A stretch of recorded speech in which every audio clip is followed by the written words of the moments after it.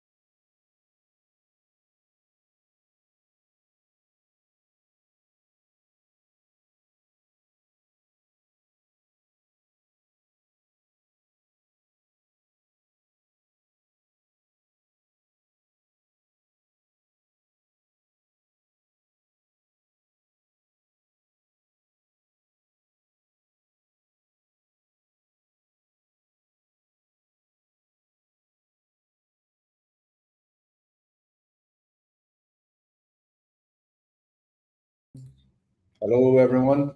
Here we are again. Welcome to the BALF 360 keynote. Today we are going to present the program that we will start today, and will take for about 3 months to finish. So we will have some time to talk. But today I have four speakers, invited speakers that are here already. Okay, so Eric, Nicole, Emmett, and well, Cynthia just joined us, but let me tell you one thing: Sarah is not going to join us today. Unfortunately, she had some issues, but I don't think that it will be a problem. She will join us in the future. We have 3 months to talk about Data 360, so don't worry. Here is my presentation about BALF. Who doesn't know yet what is BALF? BALF is Breakfast and Learn Flow, but this version is the 61, sixth version that is BALF 360 because we expanded. Now we're going to talk about Flow, Data 360, Apex, and Agent Force. Okay, so that's why it's not only Breakfast and Learn Flow, it's Breakfast and Learn Flow, Apex, Data 360, and Agent Force. So we're going to talk about everything today. I will present fast, okay? Don't worry about it. I will invite to the stage now Ricardo, that is my brother, who is going to help me with this presentation. Okay, welcome, Ricardo. Ricardo is another architect from BALF Operation, Vertex, that is VEX in Portuguese. Hey, Ricardo, please present yourself here. Hello, guys. Good evening, everyone. As my brother said, I'm Ricardo. I also work with Salesforce. I'm a functional analyst. I should say I'm a Flownatic. I started in the Salesforce ecosystem just participating with BALF. I think after 4 editions, my brother invited me to be the monitor here. So hopefully I can assist you guys whenever you have any issues. And I'm glad to be here. Muito obrigado pelo convite, Guilherme. Thank you again. Well, I am going to speak in Portuguese now, okay, just a little bit, because I will explain to the combatants from Breakfast and Learn Flow, Apex, Data 360 and Agent Force. Pessoal, sejam muito bem-vindos, trailblazers. Não fiquem preocupados, a apresentação vai ser em inglês, No entanto, a gente vai colocar, depois dessa apresentação de hoje, a gente vai colocar as legendas em português para vocês, o resumo de cada um, e, obviamente, a gente vai ter quizzes e muito mais sobre esta apresentação de hoje. Então, aqui a gente tem os convidados que falam em inglês, por isso que a apresentação vai ser em inglês, tudo bem? Então, sejam muito bem-vindos ao meu primeiro contato com vocês ao vivo. Agora são 6h03 aqui do Brasil. Para os convidados, temos diversos time zones aqui. Então, sintam-se honrados com a presença deles, assim como eu me sinto com a presença deles e de vocês. São 110 combatentes que temos aqui hoje. Estão presentes já, assistindo. A maioria pelo YouTube. A gente tem um canal de operações do comando vértice, né, do BALF 360, que eu vou compartilhar um pouquinho para quem está assistindo de fora, que não é do BALF. Então, eu vou passar aqui. I'm going to explain in English, okay? So, the vertex command is our operation vertex. We call it this because BALF is not a course, not a training. It's an operation to move Salesforce professionals out of the zone of inertia. We selected them based on the status on LinkedIn, for example, open to work, if they are going to transition their career to Salesforce, or they have some experience in Salesforce and are working and not getting promoted, for example. So we analyzed more than 500 people that joined to ask it to join BALF, and we selected only 110. It was more than 1 month selecting everyone, looking their profiles and everything. So who is here now were selected based on their experience and what they want to do with Salesforce, move forward in their career. Okay, so the program is based in 5 stones of power, that we call it, is that we're gonna see here everything. What about BALF is? It's not a course, it's not a training, like I said, a webinar series. It isn't, and it's not a boot camp. It's a coordinated operation to take Salesforce professionals out of zone open to work and into real mastery of the ecosystem. The 5 stones of power are flow. Why we call it the 5 stones of power? Because we are going to teach them what is different inside the ecosystem. You don't have to learn only the basics from Salesforce. Everyone is going to learn more than the basics. What differentiates you from the others, okay? That's why we selected the automation, that is Flow, and Agentforce, and Apex, and Slack. So the first stone will be Flow, the second stone will be Slack, the third stone will be Data 360 and Agentforce, and the fifth stone will be Apex. So it's getting more complex between every stone. So we're gonna integrate every stone in the system. Operation vertex, the roles that make the operations move. So here are the roles. I am the command from the operation, the commander, Guilherme Dornelas. Who doesn't know me? I am the founder of Breakfast and Learning Flow. Breakfast and Learning Flow exists since 2022, I guess. So we started at the same movement. We selected, I call it, some volunteers to teach them what is Flow mainly and the basics from Salesforce. And now we move forward to teach more things. So the frontline architects are the volunteers that are going to stay with me for more than 3 months to teach everything to them. So 12 architects that I will introduce to you today. They are experts in Salesforce. In every power stones that I just presented to you. We have 110 combatants that were selected, and the program will start today. And if they didn't join, for example, the program works like this.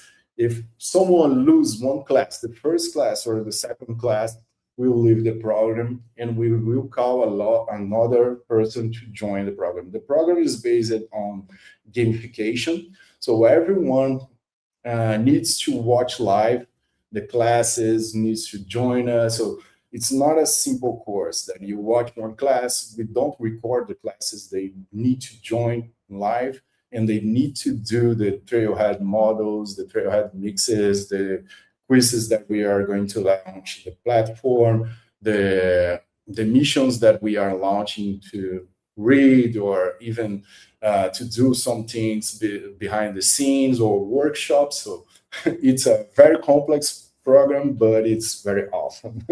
The state of inertia is what we're going to delete from our life. Tonight's mission.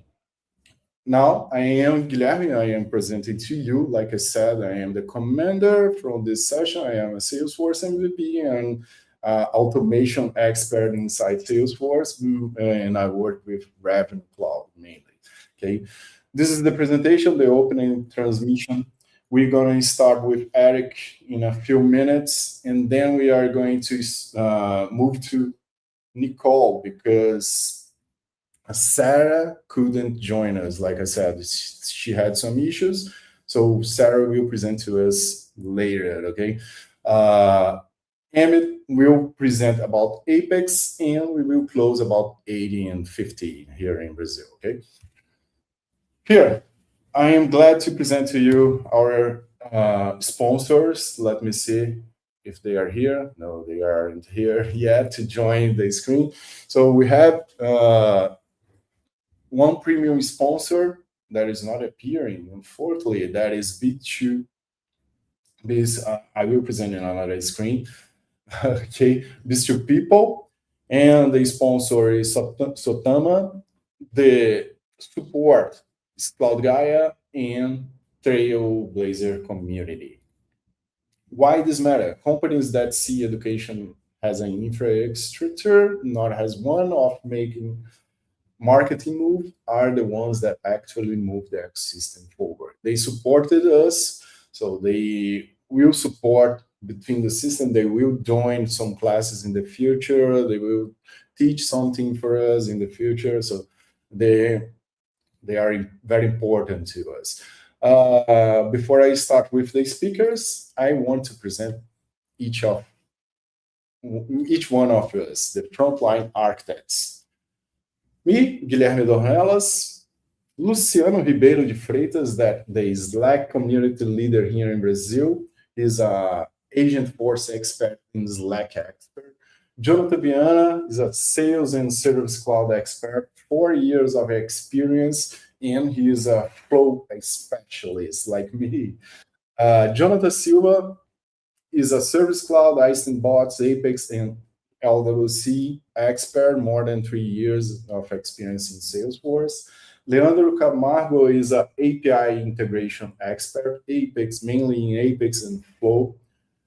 Ricardo Dornelas, please, Ricardo, present yourself since you are here again. That's me. Hello again, guys. Like I said, my name is Ricardo. I'm Guilherme's older brother. Oh, the oldest, actually. We have a sister. What else can I say? I am a oh my God, sorry. I'm anxious, sorry. But anyway, I'm a former swimmer. I used to swim for the University of Minnesota in the United States a while back, 30 years ago. But now I'm here working as a Salesforce functional analyst. I'm also the co-leader of the Salesforce user group community in Rio de Janeiro. I live in Rio de Janeiro, by the way. My brother is in Espírito Santo now.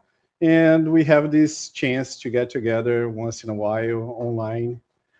So thank you very much for participating. And please, if you have any questions, just send us and I can help. You can also send the questions in Portuguese if you would like. So I would try to translate for the guys. Okay? Thank you. Thank you, Ricardo. You can use the YouTube channel, YouTube that you are seeing this now, to send your questions that we're gonna read. Okay, thank you so much. The other one is Marjorie Linema, the Marketing Cloud Administrator, Developer, and Ranger. Ulysses, that is Scrum Master. She's a Salesforce expert. She's new here, so like Ricardo is the newest one. Lucas Ordonha, Business Development, CRM Strategy, and Salesforce Ecosystem Expert. And Thiago Brito, that is the DevOps, Apex, LWC, and he's a Salesforce architect that will teach everyone about Apex and programming logic. Welcome, Thiago, that he's new. Cíntia Mastro Domenico, desculpa por ter falado errado. She's a platform architect. She works at Salesforce, so she's a senior program architect at Salesforce. Welcome, Cynthia. She's new here. Leo Lima, that is a solution engineer at Salesforce. This is the first time, his first time as well. So he works at Salesforce. Welcome, Leo. He's going to teach us a lot of things. Oh, he participated as a combatant in the past here from BALF, so before joining Salesforce. Welcome again, everyone. These are the architects, and now I am going to present our speakers. First one, please, Erick, talk about you for a few seconds or minutes. Take your time.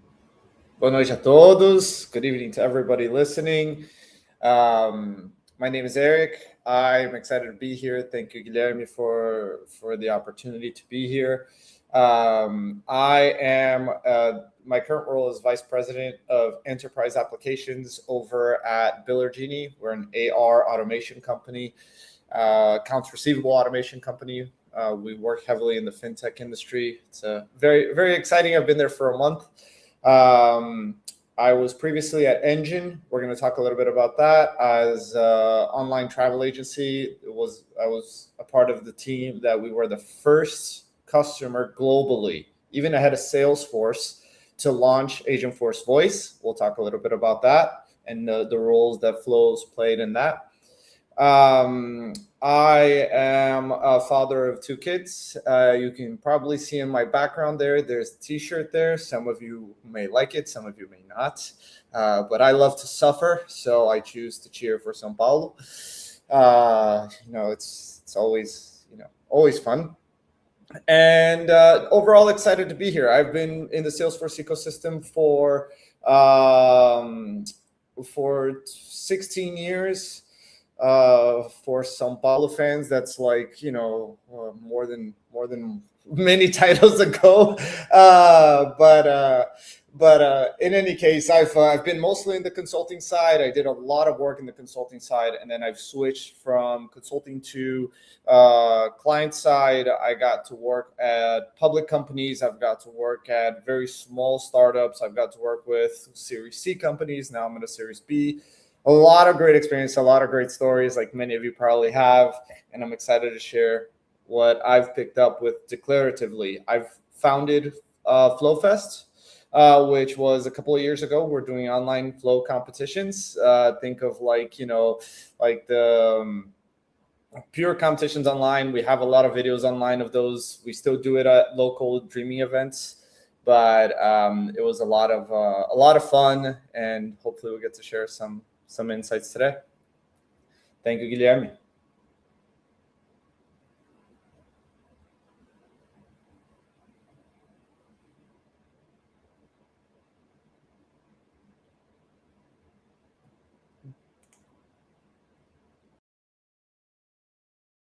So I'm going to call Nicole to present herself. Please, Nicole, welcome again to the stage. Thank you so much for having me. Very excited to be here with everyone today. My name is Nicole Pomponio. I am Director of Delivery Management Operations over at SaltClick, and I am our Slack practice lead. So I am all Slack all the time, and I am much like Eric, I've been in the ecosystem for a very long time. I would say 15 plus years, and then I stopped counting because it just makes me feel old. But I've experienced a lot of ebbs and flows within the admin community and then the Slack community. So I'm very excited to bring forward some of those experiences to help you on your own journeys. And some of what I'll be talking about is how to have that mindset shift as we move into this AI era. I've done podcast hosting. I love volunteering within the community. I volunteer for the Trailhead team, for the certification teams. I love teaching. I was a teacher in a past life, and I bring that forward with everything I do as well. But I'm very excited to be here, and I'm excited to learn from the other presenters as well. Thank you so much, Nicole. Welcome again. Yeah, is this the first time in Brazil online? Yes. Yes. Thank you. So we are going to learn a lot from Nicole. Thank you, Nicole. And now let me present to you Amit. Please, Amit, welcome, and the stage is yours.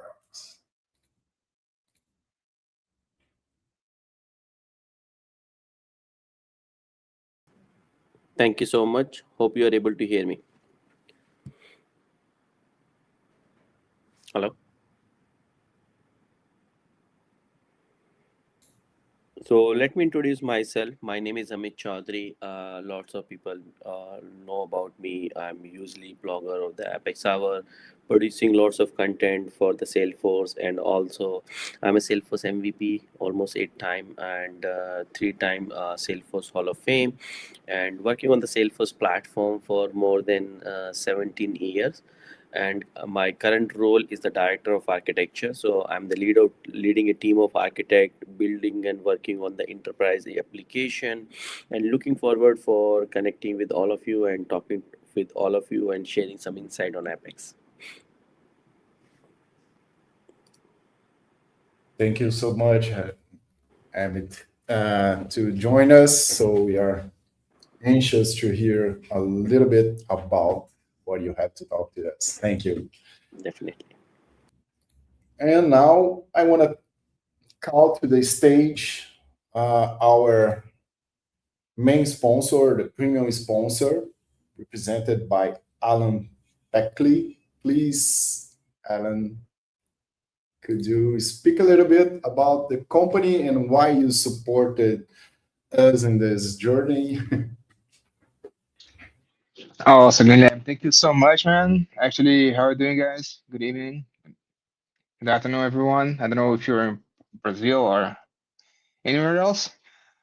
Well, I mean, some of you guys know me already, some not. I'm Alan Beckley. I'm a 15-time certified consultant and CDO at Beast to People. We are a global consultancy, Salesforce consultancy around the globe. So we mainly have we were attending today 3 different countries. Sorry, I'm a little bit late, actually. Guilherme, I tried to join earlier, but yeah, I got a bit of trouble here to solve in my company, actually. And yeah, I would like to thank you for, calling out and asking me to join here as well. I believe that as a Salesforce partner, we know that the market does not need more only courses itself, but we need really truly talent that understands the platform itself. And I know BALF 360, it's basically doing it a good way. I mean, it's basically paving a good way to teach those guys here present today, and that's why we decided to sponsor this main this main challenge as well. Again, not much to add, bro. Thank you so much for inviting us out. It's a really pleasure here with you all, guys. So I hope you all enjoy. And well, maybe we can catch up later as well. If you guys want it, my LinkedIn will be here in the chat. I'll be posting it here, Guilherme, if you allow me to. Just add me through there, and yeah, let's have a chat as well. Thank you so much for everyone, and it's a pleasure here.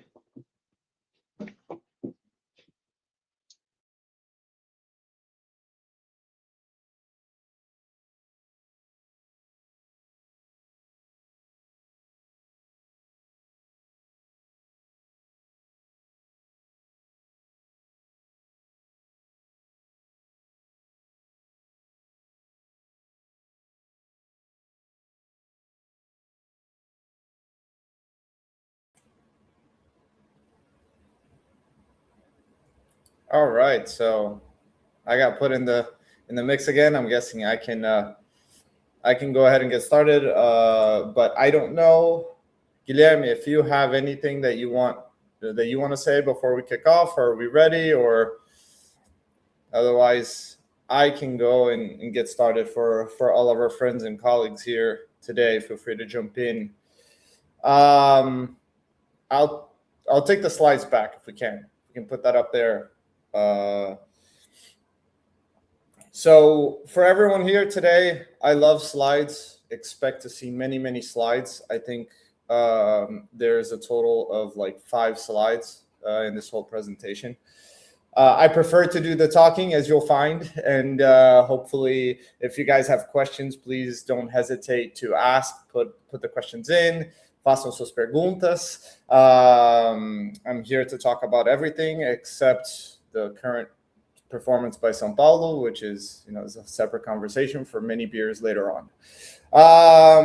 In any case, so let's go ahead and get started. So Guilherme mentioned that the purpose of here for BALF 360 was to get ourselves out of the inertia, right? Out of the day-to-day. So for me, I think one of the key questions that I get asked a lot when it comes to talking about flows, especially with everything like the big TDX announcement and all of these things, is where are we going, right? What are we doing with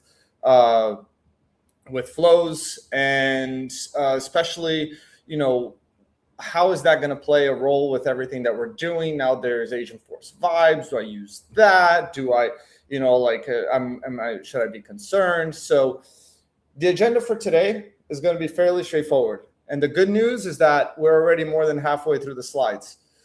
We're going to talk about the headless CRM announcement that they made, right? A couple of people asked me, like, what's going to happen with flows? How is flows going to play a role? And we're going to talk about going back to basics a little bit. We're going to talk about some of the things that, even though we have AI nowadays, some fundamental things we cannot ignore, do not change no matter what. And you have to learn that and understand how that's going to be impacting your careers, your jobs, how you design your flows, your architecture, whatever it is that you're building. We're going to talk about vibe coding or vibe flowing, however we want to go with it. Is this the way forward? Is this everything that you need? And then just kind of like some final thoughts. But ultimately, I think that hopefully by the time that we're done here today, you get a better understanding with how we're applying all of these things, what my experience has been across different companies, and really be able to provide some insights, right? If you're thinking, is this only happening at my company? Is this happening elsewhere? What do we see in the United States versus Brazil versus maybe other places, right? That's kind of like some of the big things that we want to go at it. So let's start by talking about headless CRMs. And when people, for people that don't know me, I have a passion about with the Salesforce branding team.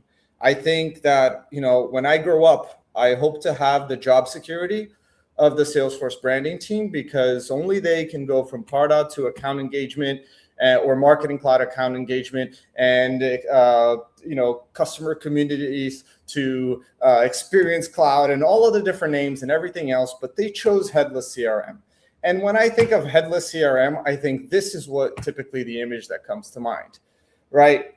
But the important thing when we're talking about headless CRM and what they mean by headless CRM is that flows are now going to go away. And the important part here is that neither are you going to go away. A lot of people are concerned that, nowadays there is a lot of trouble with finding opportunities and becoming relevant in this age of AI. I still think that there's a lot of things that are happening with flows from what I see, from what I talk to colleagues. I was able to make a lot of friendships and connections by hosting FlowFest and seeing what they're doing. I think the flows are still going to be something that's incredibly relevant. And how I'm seeing that play out is changing how flows were being relevant before. So for the way that I've always seen flows is that flows is kind of like a declarative layer on top of Apex, right? So it's, if you don't know how to write Apex, which I don't, I never wrote a line of code that ended up in a production environment. And trust me, like, you wouldn't want my code in a production environment. That was an easy way for people to be able to get a taste of that, right? And be able to do some automation without having to write plain Apex code. It also came with the dangers of not having Apex tests, which, you can do whatever you want, and it can be the Wild West. But that is exactly where you are going to be relevant today, because with everything that's coming out, with Agentforce vibes, or whether you want to build on Claude Code, or whether you want to build on Cursor, I already have a Claude Code terminal up that I've been playing around with, building things just to get familiarized. It becomes obvious to me that being able to have that critical thinking, to see what's being built, to make sure that what's being suggested makes sense, is crucial. And it's no different than when you hire a new person in your company. When you're bringing AI in for the first time, you have to train it. You have to bring that context. You have to be able to guide what they're doing. There is no situation where you can just bring AI and AI can be fantastic on its own, because all of our businesses, all of our needs are different. All of our needs are very particular. And one of the key things that it's important for you to learn and master is that ability to do some critical thinking in whether you're leveraging AI, whether you're still building flows on your own, is to be able to ask yourself, does this still make sense? Does this follow all of these great best practices when it comes to things? Is a flow trying to, or is AI recommending that I put in 10 million things on an after save flow that triggers everything within the same second? Is that the best idea in the world? Or do we have to rethink this and potentially do some things in a before save flow or what have you? Those are some of the key things, right, that you're still going to be relevant, but you're going to have to put in that critical thinking and kind of understand, right, and do that research and learn sometimes the hard way, break some stuff. I love breaking things and learning the hard way sometimes, right, in a sandbox environment, right? Let's not do it all in production right away for any cowboys over here that love to write in production or build directly in production. But those are some of the key things. And I think that before, where I saw that flow was the great use case, was a powerful way to automate things, like a powerful first step to automating things, even more so than process builders and workflows. For those who still remember workflow rules or S controls. Anyone here that knows what an S control is or has ever touched an S control, put it in the chat comment below. I want to be a dinosaur like you, or like, let's be dinosaurs together. So the key thing is that I think the purpose of flow has been changing. And as declarative, and Leo Silva said something very interesting on the comments, but I think one of the key purposes of flows is changing, right? We're talking about, thank you for bringing that up. So there's something I want to talk about that later on, but remember this comment because it's going to be relevant later in the presentation. I think one of the key things is that the purpose of flow is changing, because now we're talking about data 360. We're talking about a lot of tools that are like integration platforms as a service. So you're talking about your Zapiers, your N8Ns, your pipe dreams, all of these tools, what's it called, Trade.ai, like all of these tools that are declaratively allowing you to connect to different systems, to different databases. Flow is becoming a gateway to that within Salesforce. And I think there's a lot that you should be mastering within that perspective to allow systems to get what they need, be it via a direct connection, via an MCP server, whatever the case may be. That is going to be incredibly important in the months and years to come, which we never really leverage flows that way. Think about it, maybe 2 years ago that it's been that HTTP callouts have been enabled for flows, right? All of that's about to change. So when we talk about learn your MVC, right, before you MVP your MCP, and this is the last time I'll try like any time of rhyming and or hip hop or anything like that. So the MVC is the model view controller URI architecture for anyone that doesn't know. And effectively it breaks down your entire UI on your model, which is your data and your business rules, your controllers, which are again your flows, your triggers, and then your views, which is your UI. It could be screen flows, lightning pages, but all your like like again LWCs, R components, all of these things. One of the key things about this headless quote unquote revolution is that the view is really what it's at stake here. That is what's going to change. So it allows you, and this is something that we're doing at Builder Genie already. Like we did, we built an entire Lightning Web component from scratch using Claude Code Terminal, and it was a fantastic. I was shocked at how fast we were able to put something together and rebuild an entire Lightning, like a Lightning record page as a LWC, and that performed fairly well. Didn't cause any issues with load times. Was able to load a lot of data. We have a very complex account hierarchy structure, and we were able to proof of concept that, and it came out really impressive, really fast.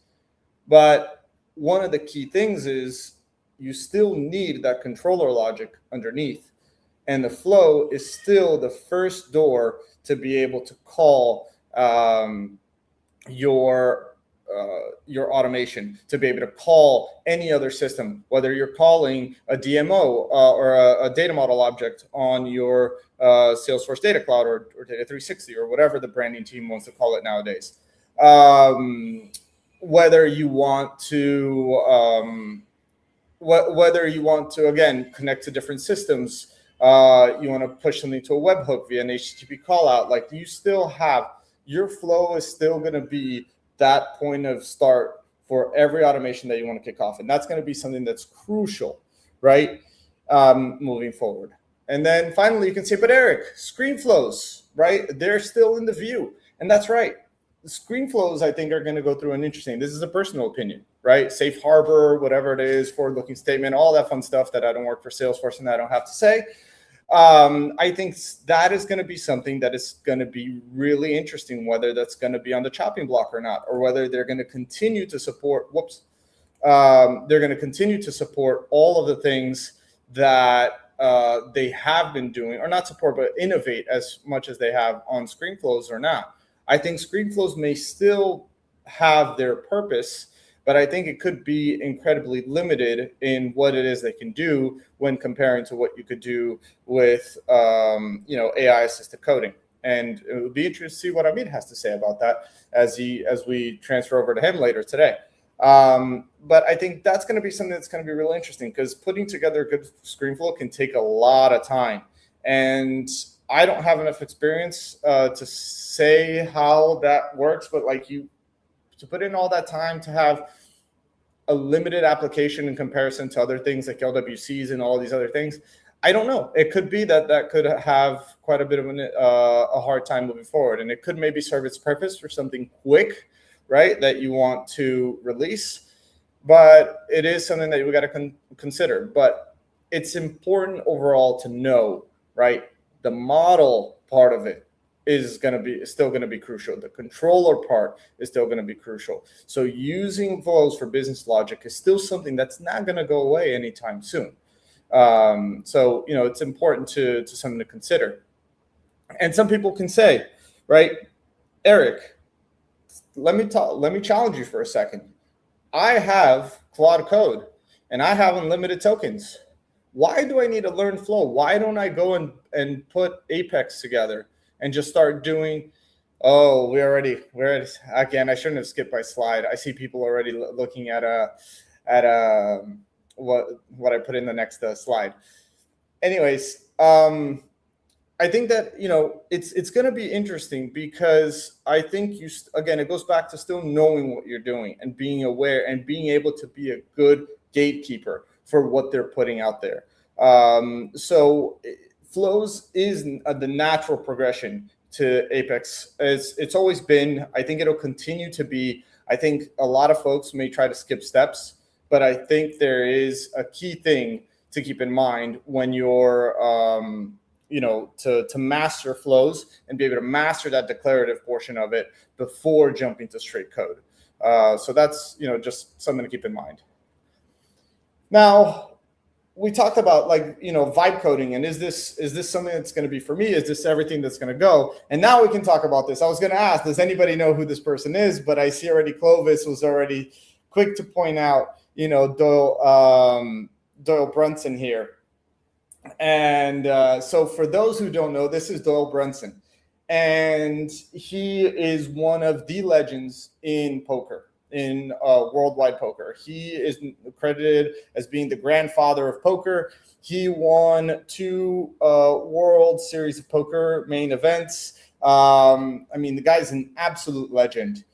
And the reason why I love bringing up Doyle Brunson is because as I was thinking about this presentation, I remembered something that happened more than 10 years ago, which pains me to say it, but I was at a time that I was getting into online poker with a couple of colleagues, and one of my colleagues told me this, and I was like, it was a powerful message, and I think it rings true today with AI. He's like, Eric, you have the opportunity to play more hands than Doyle Brunson has ever had, because he had 2 screens and he had 8 poker tables going on at a time. And he was just folding the bad hands, always folding the bad hands, and he would play the good hands, and that was his method of playing online poker. And it shocked me. I was like, you know what? It's true, because Doyle Brunson never played online poker to my knowledge. He was mostly playing in-person events, and when you're playing in person, you can only play 1 hand at a time. What AI is doing for us today is that it's allowing us to move much faster. The time that it takes for me to go on a flow and put in all of the elements, all of the nodes together, your decision nodes, put in all of your assignments, put in all of your DML nodes, write your descriptions in the flows, because everyone here always does, all of that stuff. You can do that much faster now. And whether it's through Agentforce Vibes, whether it's through a Cloud Code Terminal, whatever it is. But that speed is not a guarantee. It's not a guarantee that all your problems are going to be solved. You may just generate more slop faster than anybody else ever has. The key thing here is for you to be able to learn what you're doing and what is working, train, iterate, and always continue to iterate to be able to learn. And, that is one of the key things. And you have to keep that in mind moving forward, because I think the people who are going to do best in this, in this really amazing period, it's surprising how much technology and how much everything's advancing, but are the folks that stay curious. And I think I have it on a slide later, but we're at a time that there is no rule book, guys. For all of you guys here, there is no rule book, right? Everything changes every 90 days. Everything's resetting. A new model comes out. A new tool comes out. It's about staying curious and continuously staying on top of the game. And I have a story to share about that as well towards the end. But that is one of the key things that that you have to be aware when you're playing with flows, with the latest and greatest in functionalities and all of these things that are out there. So I want to take a moment to talk about a case study. While I am super excited to be at Builder Genie, and we're already doing things that are going to be, I can already tell are going to be fantastic. Being there only a month, there's only so much we managed to accomplish. So I hope to be back here if I have not upset enough non-São Paulo fans. I hope to be back here and share some of the great things that we're going to accomplish together at Builder Genie But at the last company that I was at, a company called Engine, they're an online travel agency. It's we were the, if anyone watched TDX, I had never seen this before, but the TDX keynote, typically every keynote they pick like several, like they do like 2 or 3 different case studies from different customers. All 3 case studies were from Engine. I was part of that team. Like like several people that were highlighted, like reported to me. Like it was a really exciting time to see them all featured there. So we were the first customer globally, ahead of anyone else, to launch Agentforce Voice. But it wasn't a matter that, you know, a lot of times people will sell you with, oh yeah, no, we just turned this on and everything was perfect right away. The reality check is we had a massive team behind us. We had a team, my team was over 20 people, and we had a team of 5 people, 3 from my team, 2 from the customer operations team, or customer care, customer service, however you label it, and 2 from them working on this and validating this furiously for 2 weeks. So we went live in 2 weeks, and it was a lot of work to be able to get that stood up. But it was a lot of validating, checking. And for us, we had a benefit of having a benchmark. We were using Replicant beforehand, before considering switching to Agentforce Voice. And we were able to see what was the lag time between responses, what was the success rate, what was the customer satisfaction scores with Replicant versus Agentforce Voice. And we were able to put together a use case. I really hope that nobody here falls for the trick that it's as easy as turning on a feature and all of your problems are going to go away. It really isn't.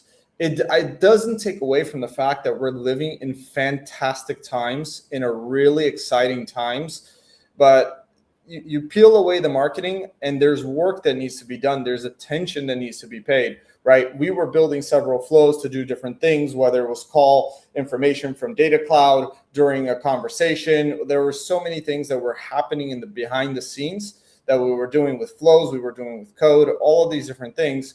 But there were iterations upon iterations upon iterations to be able to get there. It was not a matter of just flicking a light switch on, you know, and especially like, you know, they say these the first to market, they invest a ton of time, right? There may be a time later in the future where it's more democratized, where it's a little bit easier because it's been built, it's been done, like tools have matured. But if you want to be at the cutting edge, which we are nowadays, we're still very much early on. You know, things are just starting to get better, or not better, but I mean like more developed with regards to availability of MCP servers and all of these other things that we're leveraging declaratively to be able to get the information that we need. But there's still so much that you have to do when it comes to context training and all of these things. So it is absolutely possible. There are fantastic use cases out there. The ROI is there. It is real. But your ROI is return on investment. The investment is not zero or just the cost of the tool that you're signing up for. It absolutely isn't.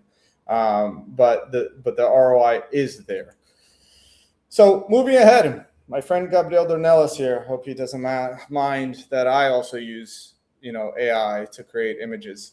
Or Guilherme, sorry, my cousin's Gabriel. My friend Guilherme Dornelas here is for the photo. What can you be doing to succeed? And I want you to ask yourselves that. I think one of the key things that is important nowadays to keep in mind is that critical thinking. I keep saying critical thinking, and it's a lot of people are just accepting AI for what it spits out. You know, oh, it seems okay, that's fine. You know, and I think that the people that do not become complacent and they question it and they do that second prompt, that third prompt to double check and be sure. Or I don't know, some people run it on a different model just to see if they'll say something different, or on a different tool just to say something different. Say, I got this suggestion, like, do you spot anything? I don't know, just like people who just don't settle for the first answer, I think are going to be really ahead of the game when it comes to learning flows or anything else, but really kind of like finding your best practices there, right? And then I think the second piece is prepare yourself, right? Not every business leader understands this. Like, all of these companies are selling to business leaders. You guys are the ones in the trenches. You guys are, as Guilherme says, you guys are the combatants, right? You guys are there fighting the good fight. You guys are the ones that are making it happen. Business leaders, they're just being sold on the fluff on, oh yeah, the board says this should be done. We have to get it done. Like we have to get AI. That's what the board says, or that's what our business leaders are saying. Our friends say, or other companies are saying. It's not as simple as that. You know that, the people that are putting it together and other companies know that. And I think setting the right expectations with business leaders, so that way nobody gets into trouble or into a bad situation, is crucial. And like I mentioned earlier, and this is the point that I was looking at, there is no rule book. Remember, there is no rule book. There's a bunch of people putting videos furiously online on YouTube trying to teach you everything that there is to know and everything that there is to do. Half of those people put two prompts together, and they're trying to sell you courses as if there's some sort of gurus, and those videos are going to be useless out in 6 months from now. Like, it's putting it together. Take what people are saying with a grain of salt, test, practice, but practice and practice and practice and master your skills. Learn what works. Go one layer deeper than just what is being told or what is being given to you. Stay curious. And one story that I want to talk about that is recently. So there's a type of rally racing. It's not as exciting at first as people think, but there's a great example is a race called the Mille Miglia. The one, it's 1,000 miles in Italian, and they call themselves the oldest race in history. And they have a type of rally which is an average speed rally. And imagine that you in certain sectors, every couple hundred meters, you have to go different speeds, and they measure your precision between point A and point B, and point B to point C to the 100th of a second. And the speeds change. So you have to change speeds, and you have to get all of that other stuff out. And myself and a friend, we signed up for a race, and we were really interested in winning. We were practicing and not knowing what to expect. And a week before the race, a friend of ours, or a friend of mine, someone that I was talking on a WhatsApp group, he reached out to me. He's like, listen, you seem very interested in winning. I see your posts. I see everything. I don't want to disappoint you, but I did it last year, and there are guys that show up with like $4,000 worth of rally equipment for to have the precision that they need to hit every single checkpoint at the right time. And I was like, what? And, that same night, I ended up signing up for Replit, for those who aren't aware, just to play around. It's an AI coding tool. And I started building my own rally calculator. I looked up the specs of these $4,000 rally calculators, and I built my own rally calculator with $75 worth. And we got second place. We beat several folks that came, had the equipment and everything, and we were able to beat them on our first try. And the reason why I share this story is because we just think I found a purpose to apply my curiosity towards. A lot of times you may sit in the computer and just be staring at the screen and saying, all right, what do I do now? Or let me just do the trailhead and do exactly what trailhead is telling me to do. And you're not purposeful about what you're doing. And if it works the way it works, great. But when you have a purpose, you see that the results, and you're like, no, this is not what I wanted. I have to try it this way, or this is not working the way I wanted. I'm trying this way. that is one of my advices for people that are looking for how to stay curious. Like, find a purpose, find something, find a project, whether it's a project to help a nonprofit or figure out how to, like organize your own to-do list, or for you and your family. Find something that allows you to drive your curiosity to the best levels possible, to leverage the tools that you can, whether it's a free dev org or whatever it is that you're doing, to be able to stay ahead of the game, right? And then finally, I know that people here don't like to document. I didn't like to document either. I'm not a fan of documentation. But throughout the years, I became a convert way before AI, and started putting notes on nodes on flows as to why they exist and why they are there. Sometimes for myself, sometimes for the person that came after me. But now you have AI that will literally review the entire XML and take darn good guesses as to why those nodes are there. And all you have to do is accept and put, or at most copy paste the damn description in. Now you do not have an excuse to not put descriptions on your flows. If you are still not putting descriptions on your flows, you're evil and you just want to watch the whole world burn. So be that great example, help yourself, help the next admin, and thank you so much. Now, you guys, I used to build flows. Now I don't get to build flows as much. Go out there, play more hands than I ever have, just like Doyle Brunson. Learn from it, iterate, optimize, and be successful. And that's all I have. So, Guilherme, back to you.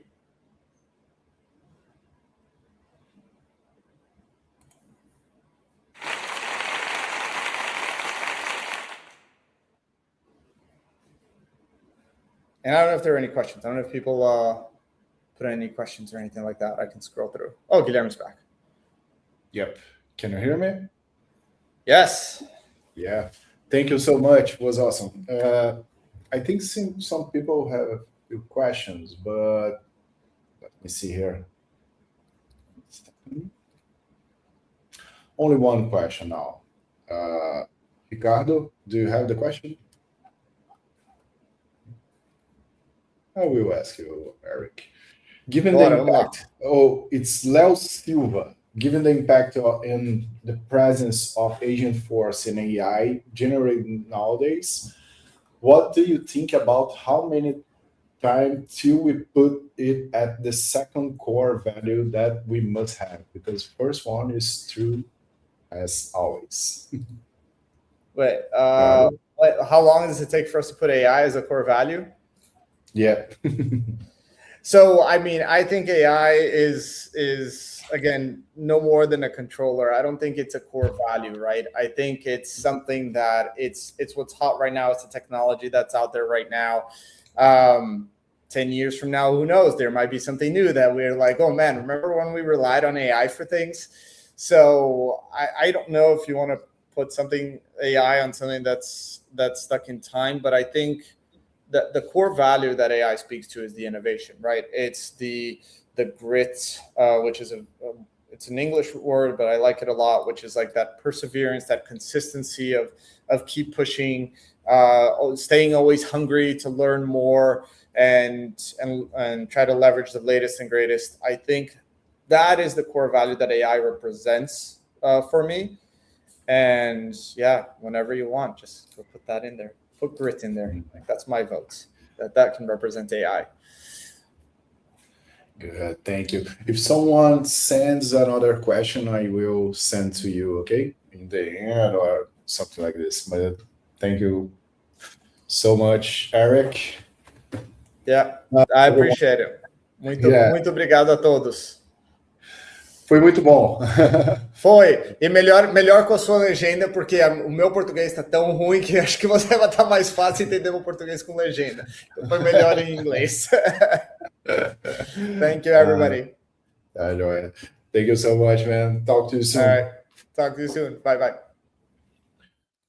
So now I'm going to call another person. Oh, 1 second. Oh, yeah, the next one will be Nicole, but I have some news. Since Sarah could join us, Cynthia is going to present the part of data 360, the Power Stone Data 360, Data Cloud. Okay, so Cynthia, in the end of the presentation, will present a few slides about Data 360 for us. Thank you so much, Cynthia. But now I will call Nicole. 1 second, Nicole. I will put another slide here. Second.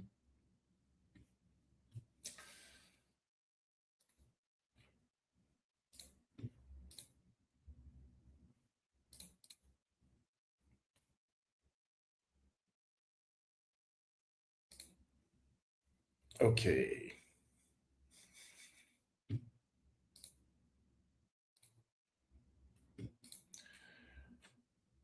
I am trying to put a purple background because you deserve it, right? Okay, got it. Please, welcome again. The stage is yours. Who doesn't know, Nicole is the most expert from the community, the most expert person that I know from the community, Slack community. Welcome again. And thank you so much for coming. Thank you for having me. I love Slack and helping people. So this was a perfect opportunity, Guillermo. Thank you. Oh, yeah. Do you want to present something? Do you know how to present? Yes, I know Eric only had a couple slides. I have a bunch of slides because I want to showcase quite a few things, but I'll zip right through them. So don't worry, it's not going to be slide heavy. Thank you so much. The stage is yours. All right. And I'm going to bring that to the front. Oh, Guillermo, you might have to. Oh, there we go. Thank you. Okay.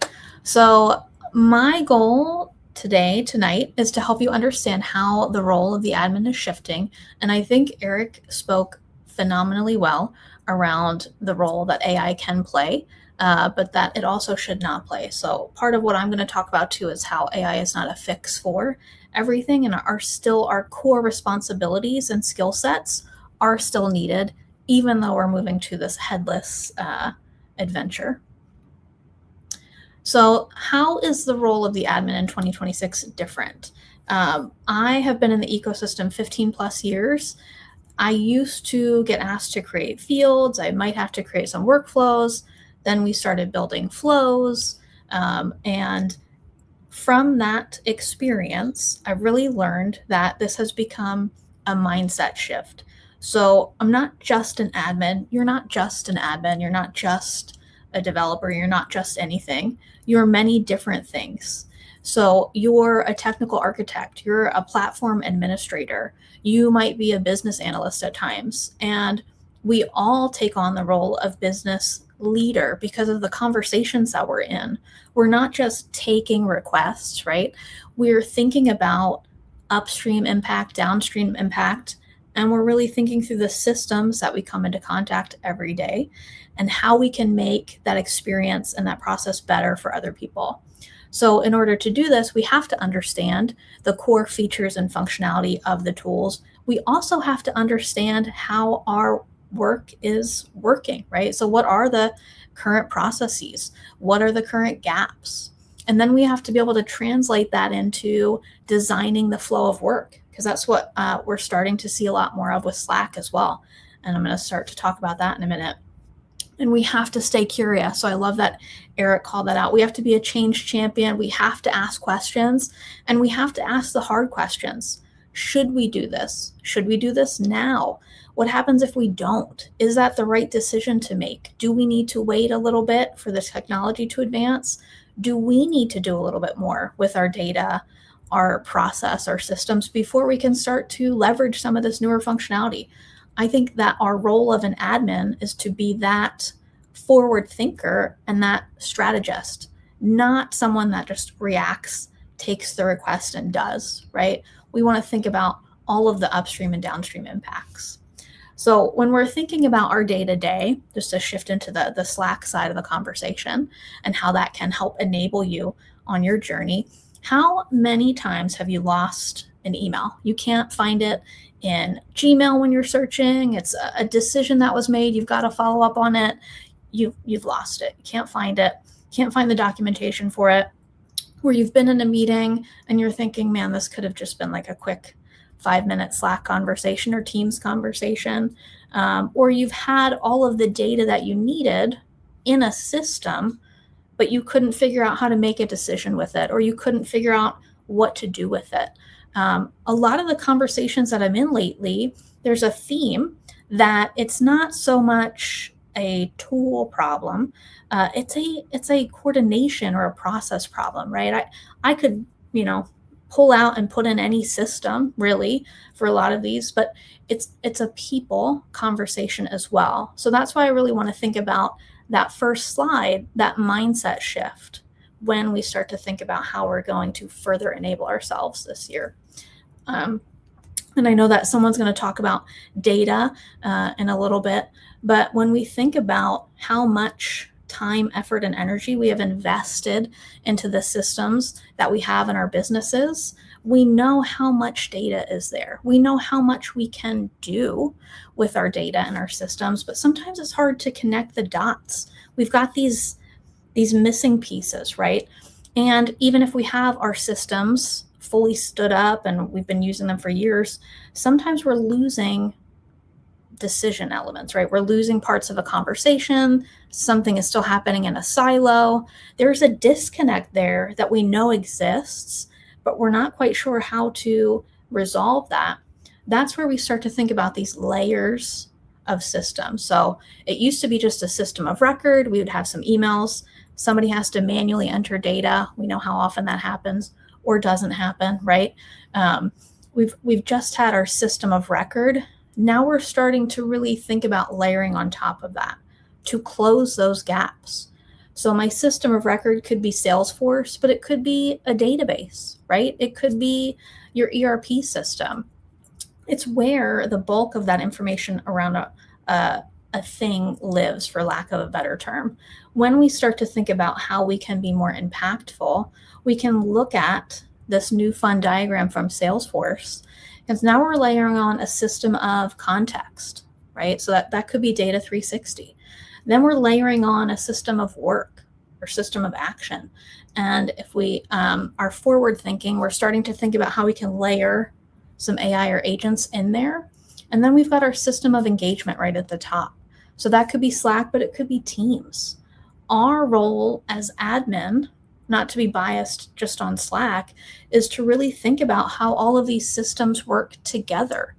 Because of course, I want you to start to think about how to use Slack, but I want you to also think about your current tech stacks and where those gaps live today and how you could help enable work and data between all of these systems, because that's how you're going to have a really big impact this year and next year. As you're starting to get all of your systems ready, and then you're going to enable yourself down the road for things like AI and AI transformations.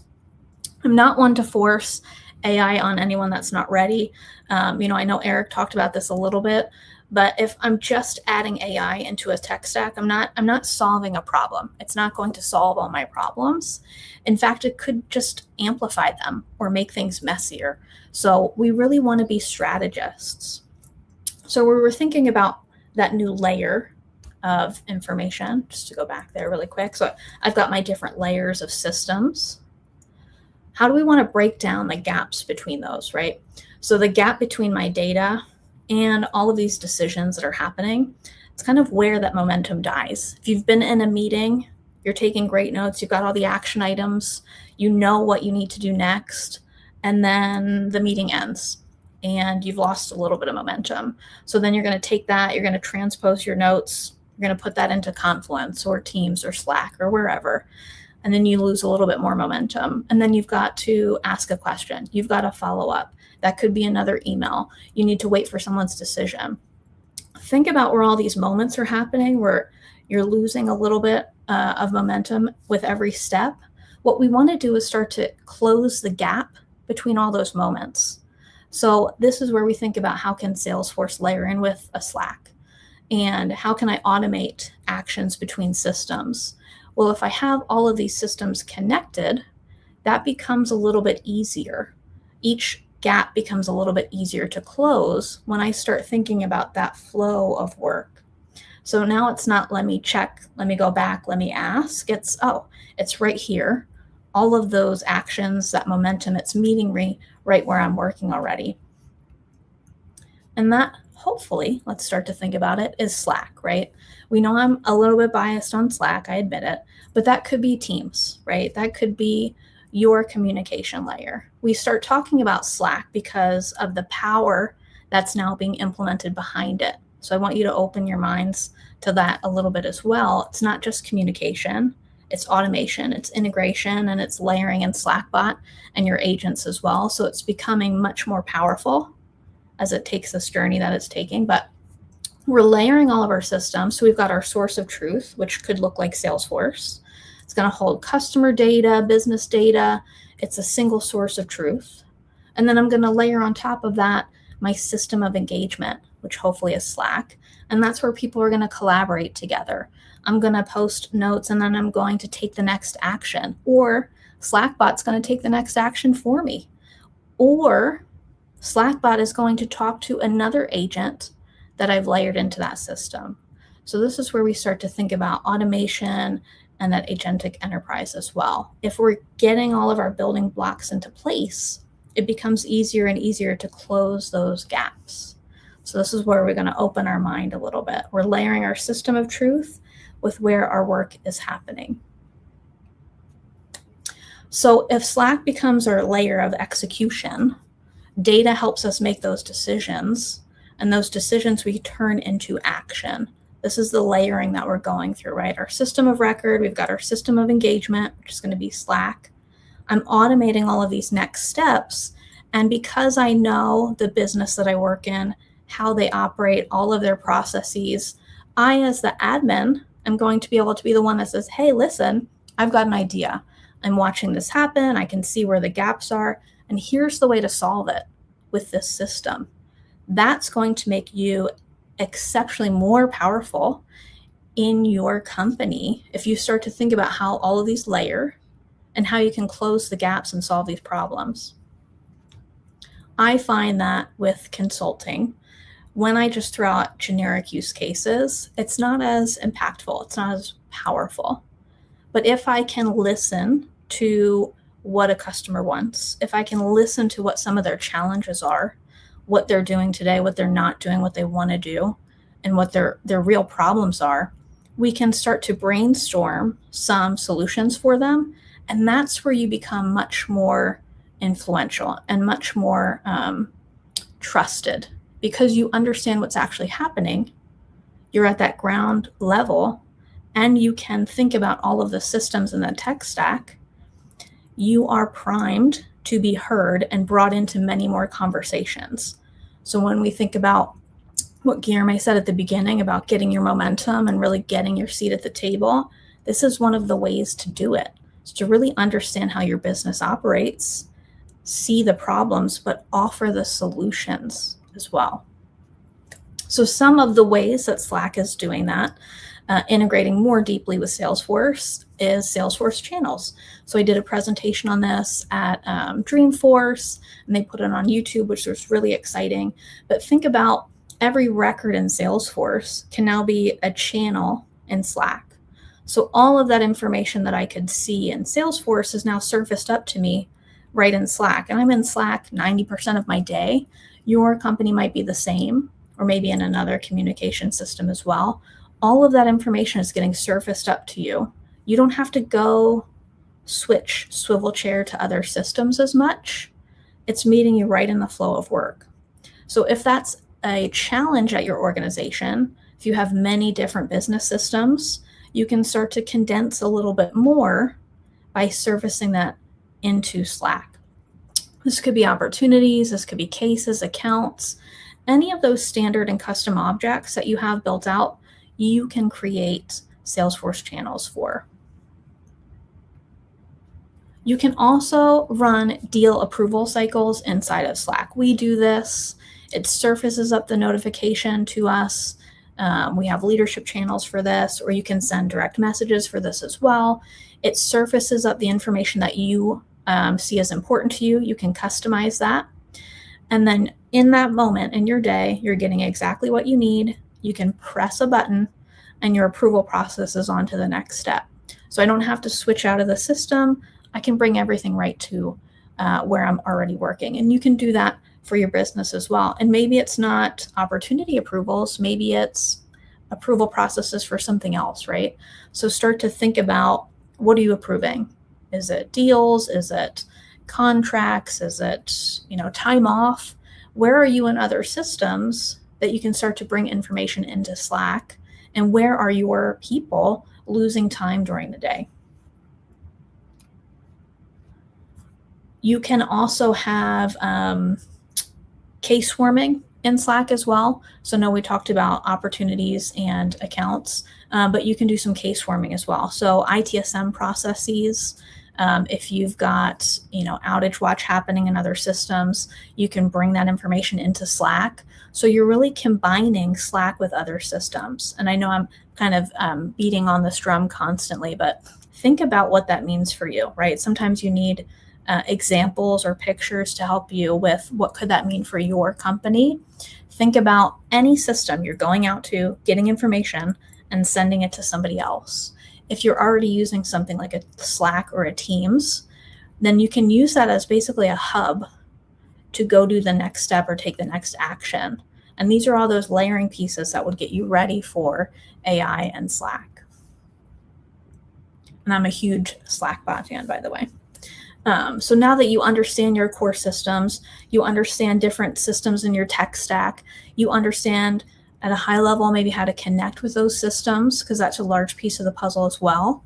You can start to then think about layering in AI, right? Like Eric talked about this as well. It's not going to be my first step, but I'm eventually gearing myself and my company up to take that next step to help us stay relevant. So AI can summarize channels and threads for you. Sometimes we get into really long threads, but I just need a short recap of that. You can recap the day before and have that surfaced up to you. Slackbot is amazing. They just came out with skills, so you can build shareable prompts. If you are like me and you lead a delivery organization and you need certain messages sent out the same format, the same way each time, you can create a skill that others can use to pull from the same context and send something the same way every single time. And they're building upon that constantly inside of Slack. And Slackbot for me really was that ChatGPT conversational interface, right? And you're enabling it, and it understands the context of Slack, that unstructured data, and it can then understand Salesforce if you connect Slack and Salesforce. So then you've got the power of structured data, so all of your Salesforce or database information, and your unstructured data, which is your conversations. That's where we were losing the most momentum, if you remember that from a few slides ago.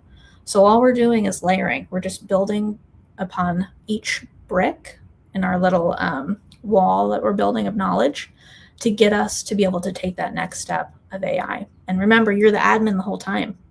So because you know the business processes and the systems, you get to be in the rooms where these conversations are happening, asking questions, pushing back, providing insights. So this really positions you phenomenally for the next 3 to 5 years. Oh, and of course, enterprise search in Slack. So we've connected systems. I've connected it to Salesforce, Teams, OneDrive. There's a bunch of other ones. Slackbot and search can also find information in those other systems. So maybe you are challenged with constantly not being able to find something. You can now find it a little bit easier when the enterprise search is set up. And it really does become a knowledge base, right? You don't have to worry about creating a ton of documentation or migrating documentation over. If it's in Share Drive, if it's in Salesforce as knowledge articles, if it's in SharePoint, can make those connections and just surface everything up. And this is where we've layered all those pieces, right? We're just putting each little building block into place. This is what gets us to faster decisions. This is what gets us to everyone being given the same information at the same time. We're not dealing with email threads and chaos. And this helps us work faster and more efficiently as a team. So I know that AI can sometimes be scary, but when I think about what we're doing for our customers and for our own people, I have an ethical obligation to be able to enable and upskill our folks. And it's not because I want to replace them.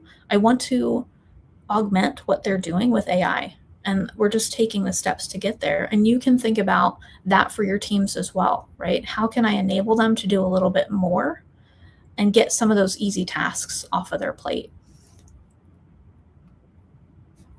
We're almost at the end. I know you've been loving these slides, so I appreciate you guys. But your job as an admin, you're not just an admin.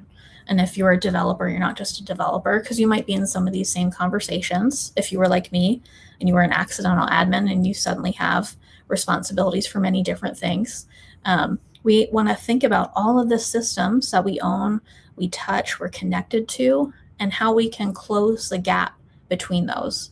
And that's really the power of Slack right now. That's how it's being positioned, as that hub between not only different systems, and then when we layer AI in there and we've got Slackbot, it can then talk to those other agents and those other systems as well. So you as an admin are taking stock of all of these systems. You know your business processes. You can help with this evolution of platform administration and AI, and you can also help close the gaps and solve some of those problems. You are fully empowered to do this, and there's a ton of content and training material out there to help you do that as well. And I know Guilherme has a ton thought out for you as well. This is going to be a major advantage for you over the next few years. And I know I keep saying that. It's because I truly believe it. If you are thinking about all of these systems and how they're connected and how you can close these gaps and how you can eventually layer in AI, you're already ahead. Because some people are still stuck on, well, what is AI and how do I do that, right? You're gaining the momentum to start building on your knowledge, and you're going to stay curious. So you're going to try things out. You're not afraid to play around with different tools. And I'm going to show you in a couple slides what you can actually use there. But you're taking information from all these systems, all of your knowledge, you're layering it together, and you're building out this new flow of work. So you're the one that people are going to start going to. You're the one that people are going to start leaning on for help, for those business processes, for brainstorming sessions, for how they can do things in certain systems. And you're going to be super excited and you're going to lean into that. So you might be a little scared at first, but you're going to get the hang of it. And you know these things about the systems you're using. And you're going to be that person that folks go to. We're not going to worry about how to configure one specific system. We're really going to think about how we can redesign or orchestrate that flow of work. I know, again, I've said this many times, but I just really want this to stick. This is a huge playing field that we're on right now. Wide open. You're here primed at this event that Guillermo has put together. So you're taking the first steps. Eric talked a lot about flows. Nothing is going away just because Salesforce is going headless. Everything is still here. It's actually become a lot more wide open because now we might not be stuck specifically with the Salesforce UI. Now you can kind of open your mind a little bit to maybe building your own UI, maybe doing more with Slack, maybe doing more with some of the other tools that you're using. If you are curious, which I know you are because you're here, you're going to join the Slack Dev program. You're going to set up a dev org. You're going to build a workflow to prove to yourself that you can do it. And then you're going to come back to your fellow community members and you're going to show them. You're definitely going to post about it on LinkedIn so that I can see it because I want to see what everyone is building. But it's a easy, free way to start something new and show it to the world. Don't wait. Don't be afraid. Show us all what you built. And I just want to reiterate one more time. It's a very exciting time. I know Eric mentioned it too. AI is becoming more powerful. Salesforce is going headless. There's a lot of shifts happening. You're at the forefront of that, which I think is so exciting for us, right? We're admins, we're developers, we're consultants, we're any number of things in the Salesforce ecosystem. And there is a ton of space for all of us to do a ton of amazing things. Okay, I just said a lot. Guilherme, are there any questions? I saw a lot of shout outs for Slackbot and how amazing Slack is, which I agree with as well. Yeah, it was awesome. Thank you so much. I think that is only one question. Ricardo has it. Please, Ricardo. Hi, Nicole. I don't know who wrote this question, but the question was, do you think that with time, chatter will be discontinued? Yes. Yeah, Parker Harris has actually said he wants it to just go away, which I know Salesforce says sometimes, and then 2 years, 3 years, 4 years, they keep pushing the date out. But you can actually add the Slack component into Salesforce on a page layout. So it's there ready for you to try if you want to test it out on one of your objects. But I absolutely think it's going to be going away. I don't know what they're going to do with chatter groups yet, though. I don't know if you can do like a workplace or workspace replacement for that. That's going to be a little bit more time consuming for the Salesforce guys to figure out, I think. Yeah. Well, let's see. I think it's going to happen something in the near future. Nicole, thank you so much for your time. I know it's too late for you, so thank you. I really appreciate it. I'm pretty sure that everyone here is appreciating like me. Thank you so much, and see you soon. Thank you. Do you have, please share your last thoughts. My last thoughts? Yeah. Stay curious, get a Slack dev org, but remember you're primed for greatness because this is a huge opportunity. And Guilherme, you brought so many great people. I'm going to stick around for a little bit and watch some of them. But even if you pick one area of expertise and just stay curious and play, that's going to propel you forward. So I'm excited to see what this group does. Thank you so much again. So yeah, let's see another one. Thank you, Nicole. I will record it and translate, put the subtitles in Portuguese so everyone that doesn't speak English will understand in the future. Okay. Thank you so much, Nicole. Thank you. Let's call another one. The next person that I am going to call is Emmett. Emmett, are you ready? Hey, I'm ready. I'm excited. Thank you so much again for coming. So the stage is yours. You can share anything you want, okay? So let me quickly share my screen and please confirm. Oh, it.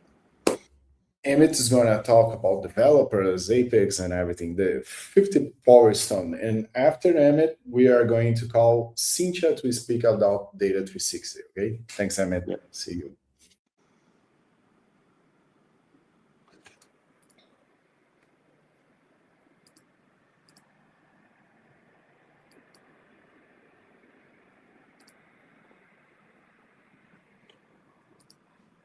Can you confirm you're able to see my screen?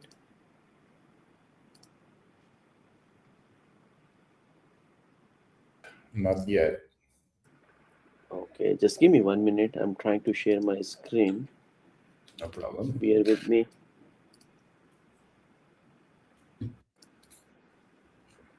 Browser cannot access your screen to capture the different screen if you see the screen. Yeah. Do you have an option to add content here or share your screen? It says share your screen, and then they says sharing is easier with the two monitor. And I say okay, and don't show me again. And I'm sharing. Use operating system setting. Okay.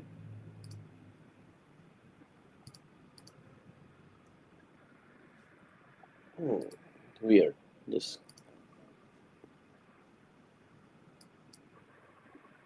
The browser cannot access your screen. Try capture a different screen. See if you can continue. Just give me a minute. Let me join from the different browser. Yeah, sure. No problem.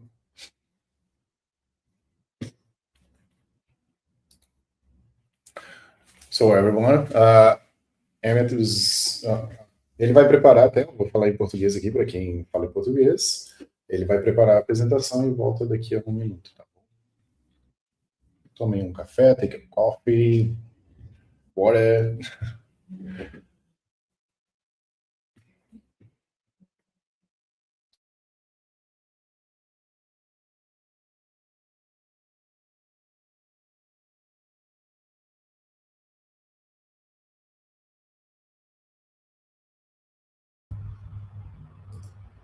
Okay, I hope you are able to see me. Let me try to share.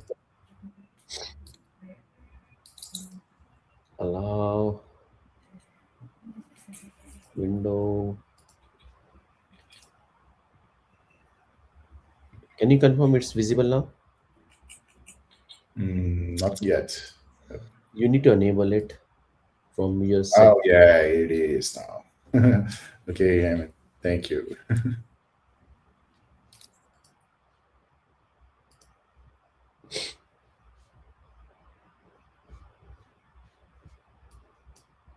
Can you confirm you're able to see it? Yes, we can see it. Okay. So thank you so much, everyone. Welcome in Apex Keynote. Today I'm going to talk about a little bit about Apex code quality, best practice, future, and where you can use the Apex and how to utilize it and how to write it better and where the future going with all these latest changes based on the AI. So let me talk a little bit about me. My name is Amit Chaudhary. I'm the Salesforce MVP and the Director of Architecture at Info Services. I have around 17 years of experience into the Salesforce, overall 18 to 19 year into the uh, uh, IT industry. And I'm the author and the content creator, so happy to talk today about Apex. So first thing first, when you are writing the code, make sure I'm assuming all of you are here who's writing the code, and when you are writing the code, the very first thing come like which quality of code you're writing, and how to get your code review. So when you are doing the code review, the very first thing why it is important, okay, when you're writing the code, the best practices and the consistency is very much important. When you're writing the code, there are multiple way to write it down. To take an example for trigger framework, there are multiple trigger framework are in market, all of them are good, but if you are using multiple trigger framework into the same org, that will be make lots of issues. So use one of them, whatever is approved in org or organization, so that you maintain the consistency. And while writing the code, make sure you're writing the code properly so that you will be not spending time too much time into tech depths. What we see into the industry, most of the people spending 40 to 80% of the time in fixing the tech depths and to maintain the application. And while you're doing the code review, it's also help you to reduce the buzz factor. When I say the buzz factor, if somebody's reviewing your code, if somebody's on a vacation, then other person already know what this code is doing and they will happy to help you into that. And this allow a very good conversation where the people can talk about how to write a code in a better way. So that is why the code review is very much important. It improve the maintainability into the longer runs, and educate the other who can learn and how you write the code from the others. So if you are junior or something, I will say highly recommended to go into the GitHub and review the code how the people are writing, so that you can understand the writing pattern from the different people how they write the code. So that way you can also learn. And the code review best practices you should always implement in your org or always follow. The first thing first, what the code is doing. When you're doing it, make sure you understand what your code is doing, try to understand it, and read the user story before jumping. Like, make sure that you're not writing code for everything. Try to understand what all out of the box features you have which you can leverage instead of directly jumping into Apex. And inspect the code following the standards and all these things, that you have to be always careful and make sure that your code is always handling the last data volume and following the dry principle. So make sure that, and mind frame your mind while you're writing the feedback to anyone. so that people can learn from that and fix that, and give them example in a share way they can fix it out. And always compile your feedback in a request, not in order, so that people follow it. And instead of like don't think if you are adding the review comment then it's a command, so it should be a request format so that people can fix it. And while you're writing the code, which I say, like if you ever read the book from that Uncle Bob Clean Code, he always follow the principle called keep your method shorts. Don't write your code too big methods. You can always write a method within a 10 and 20 lines. Don't try to make it big methods. Try to divide into the further methods so that you can reuse. So this is one of the example you can see in my screen. There is a big method. We can divide it into the small chunk of pieces. And don't repeat yourself. Like take an example, if there is a piece of code you need to call into the before trigger and after trigger, then I will highly recommended you to create a reusable method which you can reuse into the all the methods, instead of writing a separate method for insert and separate method for update. And definitely follow the naming conventions when you are writing the code. That is very much important. And naming convention definitely start with a class name should be start with a capital, and variable name should be meaningful and start with the lowercase, and the method should be start with the verbs. And variable should be easily pronounceable, like till to date, instead of DTC, write it out till to date to close, so that people can easily understand what is the use of that variable. And you can also use the layout and the formatting properly so that the code can be easily readable when someone else is coming, so they can read. So there's a rules thumb rule, like how to add the spaces, and how to add the line space and wrapping the code. There is a couple of sample I gave it. I will give you the references after this session as well, so that you can walk all of them and understand how to write it, so that people can understand it much better way. Now if people are asking, right, why we are learning about all this best practice and all, right, definitely Claude code and agent for vibes and everything can write this code for you.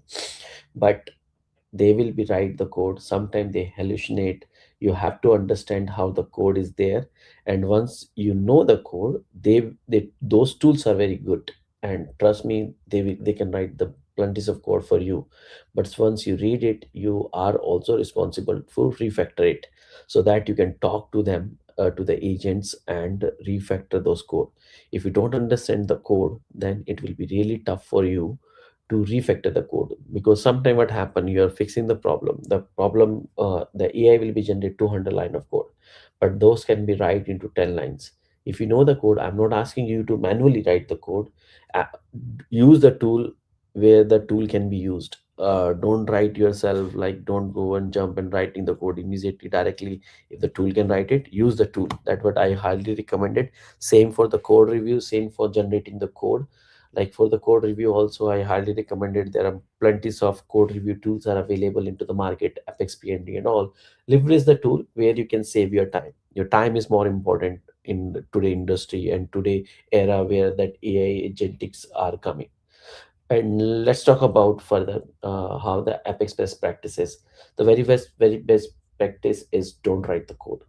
Try to avoid as much as you can write, and try to use out of the box Salesforce capabilities and out of the box features, flow, automation tools, whatever you can do it.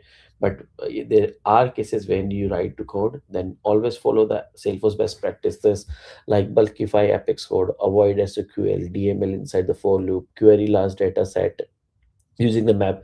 I hope pretty much all of you already know about all these best practices, but always keep those in mind. Do a refresher. Do, if you are new into the Salesforce ecosystem, I will highly recommend it. Go to the Salesforce blog or different community blog posts where you will see all the best practices with the example, and you can learn about it. There are plenty of videos are sitting into the YouTube, which where you can go and watch. And once you know that, and once the code will be generated, then by the Claude code and anything, then you can also you can review your code, making sure you're following those practices. and you can use the code analyzer to find it out those practices are being used or not.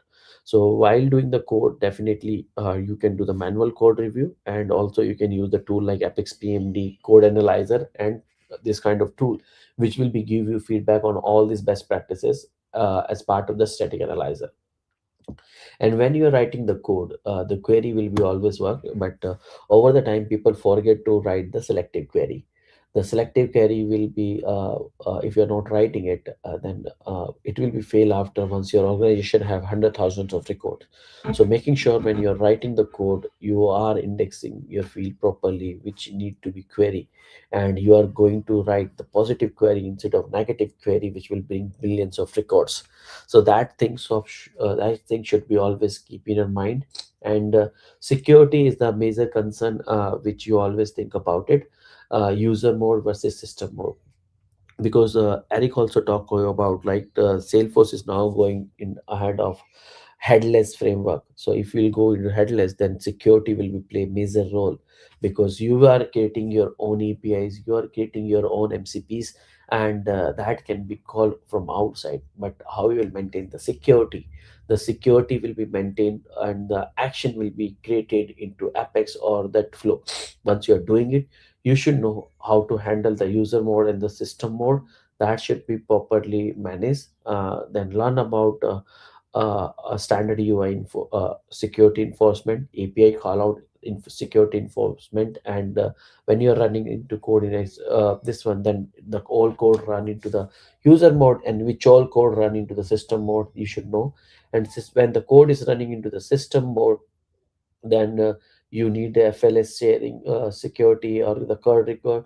Then you should make sure that that all will be, if it's code is running into the system mode, code FLS will sharing will be not enforced. But when the code will be run into the user mode, those all will be enforced. So make sure you are designing your security model properly, and while writing the action methods, that should be properly written. And there are multiple way to do it, like you can use the schema methods, you can use the with security enforce, and you can use the security type inaccessible methods, and database operation methods. There are plenty of ways are there, you have to check it out what is the right way for you to use in your code. And make sure when you're writing the code, your code should be maintainable, so that easily can be adopted by others. Naming convention, don't use the hard code IDs. Use Apex PMD to scan the code for the vulnerability. Implement the CI/CD to discover the breaking changes earlier in the project, and make it consistent formatting with the prettier tool, that is a VS Code extension. You can install it and use it. And optionally use documentation for by the Apex docs, that is another documentation plugins you can use, and script you can use. And write meaningful Apex test classes. Use the text data factory to create the manage data, to create the reusable data. Don't write the same set of code again and again. And use the mock for the testing API call out. Use the stub provider, and make sure that when you are using that uh, mocking frameworks, then it can be reusable. And make sure you are doing, while writing the code, you are doing the proper negative testing, which is very much important. So that is what you, if you maintain, then you can have a good code in your system which will be scalable into the future. And if people are asking like what is my way of writing, I always think before writing the code, should I write the code or not? You should not directly jump into writing the code. And before writing it, like think about it, this can be done with out of the box things or not, and get it work. And after get it done, then the second process should be started, refactor and cleaning it. Once you write the code, there might be possibility you write a different way and make it working, but you always have an opportunity to refactor and clean. And once you're all done, then commit your code into the Git repository to take it with you and deploy it into your org. And always follow the Boy Scout rule. Leave the campground cleaner than you found it. So you might be jumping into one Apex class, you might be say there are existing issues are there into the code, but always you think this is not my code, I will not fix it. But if you have an opportunity and time, try to clean that code. Otherwise that tag dev will be kill you over the time. And always, like, you are not done when it's work, you are done when it's clean. So writing the code is not important for you, writing the clean code is important. So I will always follow that principle, and I will highly recommend everyone to follow that principle. Not focus on just writing the code to make it workable, whatever the task you get it. Always write a code to make it much better and cleaner way, which can be scalable into the futures. Yeah, that's all I have. I will be take it back, and happy for the question if somebody have any question for me. Thank you so much, Emmett. I think we have a few questions. Ricardo is going to ask you. Okay, thank you so much, Emmett. I have a couple of questions here. The first one is, it's from William. Emmett, do you think every Salesforce developer have to know how to make a good flow? How to, can you repeat the question? How to? Okay, how to make a good flow, how to build a good flow.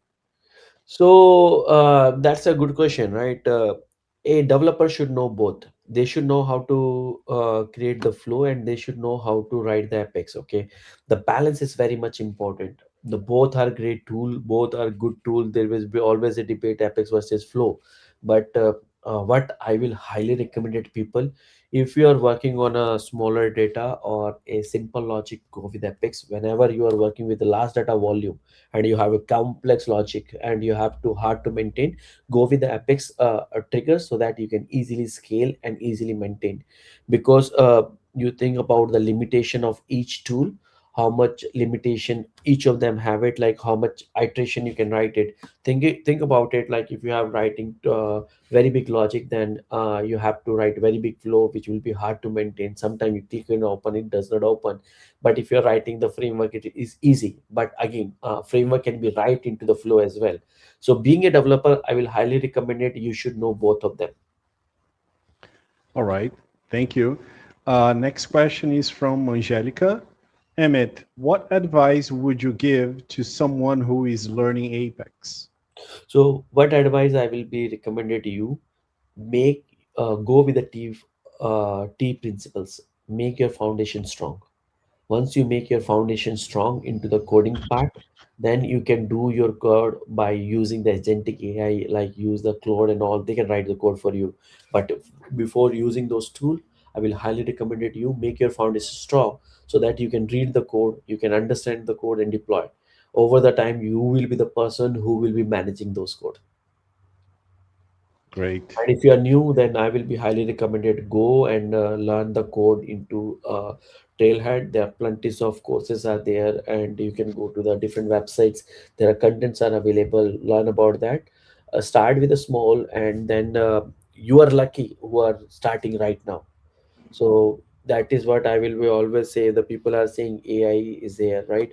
So take advantage of it. So I highly recommended people take advantage. You are lucky if your foundation is good. If you know any other language, object-oriented programming language, you can learn the Apex very easily, and you have the tools who can assist you in writing the code, and you can easily multiply yourself with the multiple person, which will be write the code for you, and you just need to read it, fix the basic stuff, and deploy it. All right. I have a personal question now. Since you're talking about AI, using AI, is there a specific LLM that you use for coding? So definitely, like if you're asking me personally, I use Claude, and I use the Sonnet 4.6 version for it to generate the code. That is really very good. And if you don't have an access to that, you can always use the agent for vibes as well. That is very good as well. And you can use install the Salesforce MCPs, which will be help you to create the great contents. And that what I use. And definitely if you are using, there are multiple tools. Okay, I sometime I write the code with the Claude, and then Claude does not work it properly, then I use the Codex as well. And then I ask both the LLM to fight each other and give me the best option, and then they give me and the much better option. So you always have an option for it. Nice. Great, great. All right, I have a question from Bernardo. What AI do you recommend? Actually, it's the same question as I've asked you. Claude or Agent Force vibes. I think the second one isn't free anymore. But yeah, you have answered. I have another question here from Leo Silva. Thank you, Leo. We heard a lot of prioritize to declarative to that Salesforce have the. I'm sorry. Let me rephrase this. We heard a lot of prioritize that declarative to that Salesforce have then in fact code in Apex. How do you know when you should code only when we can't resolve a problem with the declarative code? It's a long question, sorry. Yeah, so I will give you an answer. There was a time, okay, when we have to say low code, pro code, okay, but we have to understand where that IT industry is going. We have to understand the IT industry is going on a more on all vibe coding and vibe coding. So if you know the code, then you can do the vibe coding easily and you can learn it very well. And once you're doing it, the click and all will be take lots of time. I know that can be vibe coding can also generate the metadata for it, but again for the metadata you have to get understanding of the metadata of the code. So I will highly recommend it to start learning about XML JSON, because if you are more and more focused on click and code, like configuration side of it, vibes coding will be generate the code, but that will be in XML and JSON, which you'll deploy and that will be come into your org. So you have to understand that. I will be highly recommended learn about that. Over the time when the headless will become, you will be not into the Salesforce UI. You will be generating the APIs. You will be generating MCPs by Flow and Apex, and that will be exposed into the outer side of it, where you will be using the React application and all. So ready for the change. Today you are writing the code into LWC. Tomorrow you have to write the code into the React. So this is the time to learn the code. It doesn't mean like you only need to stick with the Salesforce tech spec like Apex and all. Tomorrow, if you are writing some other Angular application, it's time to learn. When the headless will become, you will be have a big products skins where you are building them and using Salesforce as a database and calling those API MCPs for the headless. In that particular scenario, it's time for you yourself to spend some time and learn about the basic of the code. You don't need to worry about I need to be expert into that area, because you have the LLMs which will be generate the code for you. But as long as your foundation is there, you're all set. Excellent. Great advices. Thank you so much, Amit. One more time. I think that's it. Thank you for having me. That is it, Amit. Thank you so much. I heard the children crying there. Same here. Thanks again. I know it's too late for you, and it was a great explanation. Is it your first time in Brazil, online in Brazil? Yeah, this is my first time to speak English. Yeah. So you should come to speak in person next time. Yeah, definitely, I will happy to be there. Thank you so much. And have a good night. Thank you. Talk to you soon. Bye-bye. Thanks a lot. Vamos chamar o próximo, Ricardo. Well, everyone. Bora. I think the English session, I don't know if the person is going to speak in Portuguese or in English. Let's call her to the stage. Hi, Cynthia. Welcome. Thank you. Hello, everyone. I would make more hard. I will speak in Portuguese, and you need to translate to English for everyone can understand. Okay? Sure. So, pessoal. Well, sorry. Cynthia, só explicando. Pessoal, vamos falar em português, né?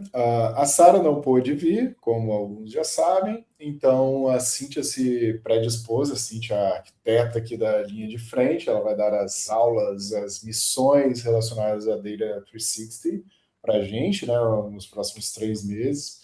Então, hoje ela já tinha o material quase preparado, ela se dispôs aí. Muito obrigado mesmo, Cíntia, pela disponibilidade. Eu sei que foi de último minuto, né? Nem última hora.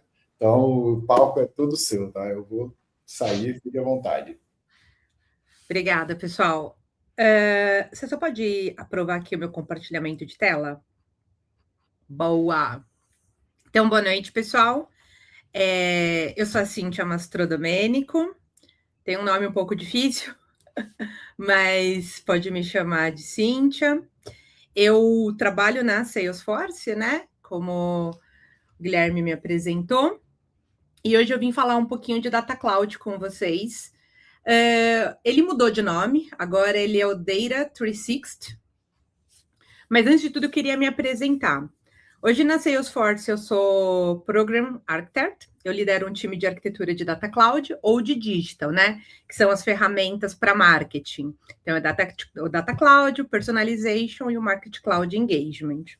Eu tive algumas conquistas na Salesforce.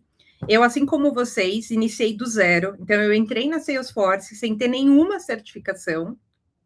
Eu estou há 4 anos na Salesforce. E todas as certificações que eu tenho, eu conquistei trabalhando na Salesforce. Eu vou te dizer que é muito mais difícil, porque isso é obrigatório para a gente ser certificado.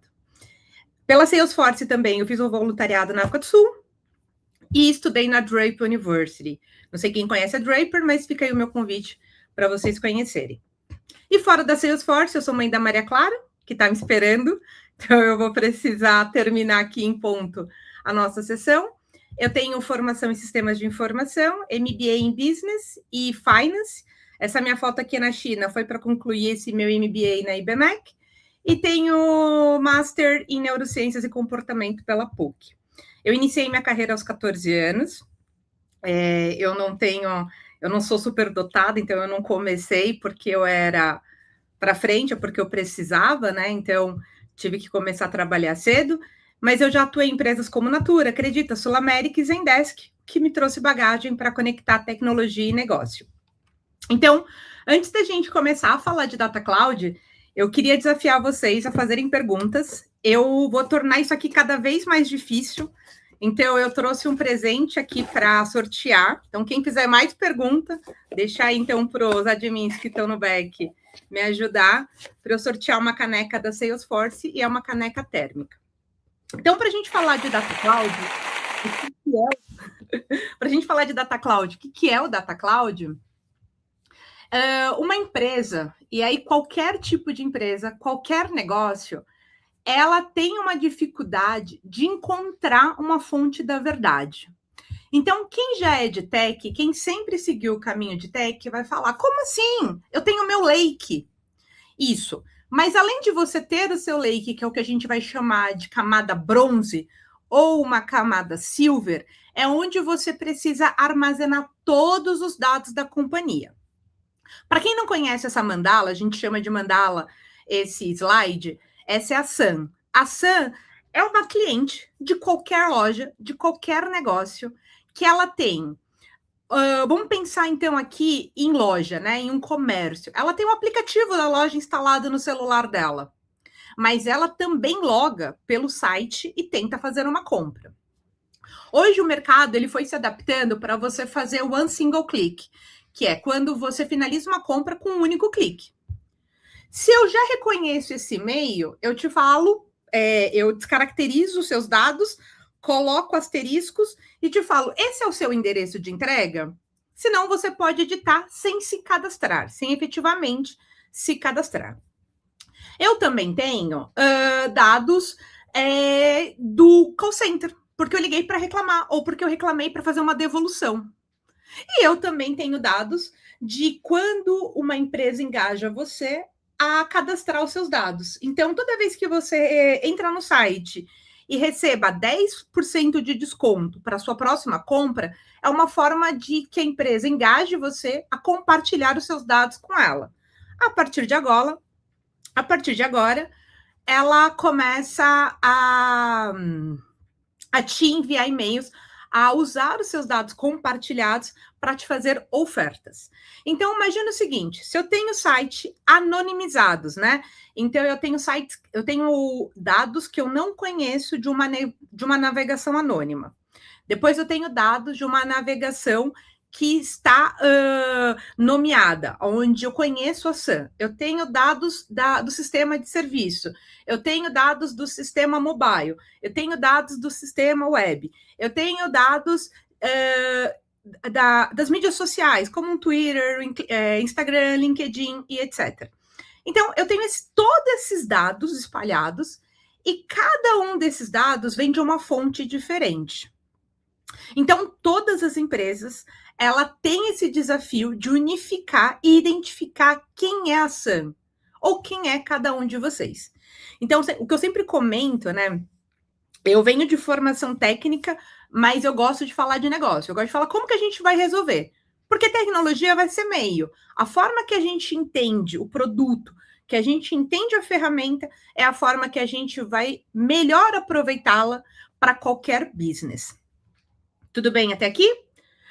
Bom, então, como eu estava comentando anteriormente, todas as empresas têm muitos. Ele tem uma complexidade enorme de dados. Seja dados em real time, seja dados em batch, seja dados que estão sendo transformados, sejam dados de profile, seja dados wherever, tá? A gente tem muito dado dentro de todas as empresas. E unificar e encontrar isso, né, concatenar isso, é uma das maiores dificuldades. E é aí que a Salesforce vem com um produto para solucionar esses dados.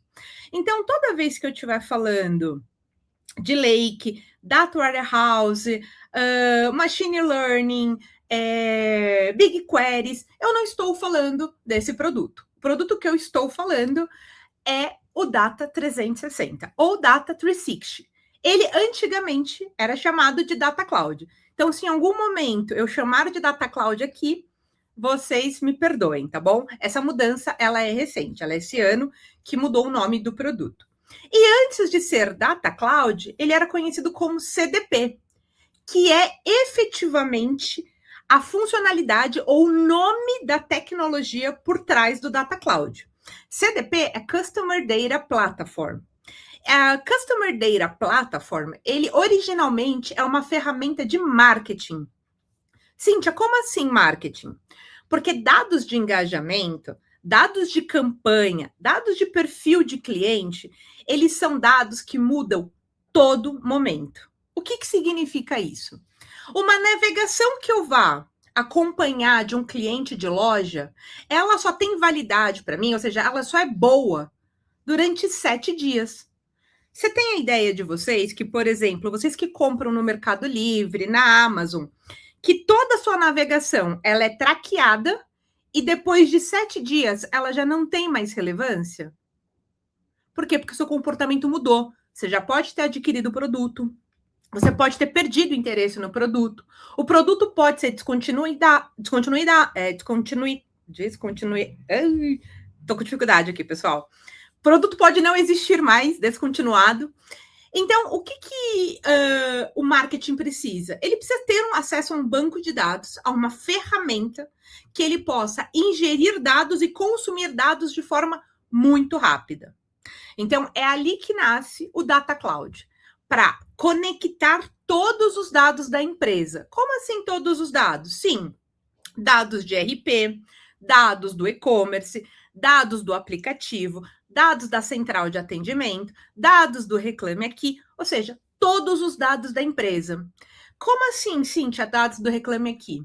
Porque um cliente que abre uma reclamação, seja no Procon, seja no Reclame Aqui, a gente chama ele de cliente atritado.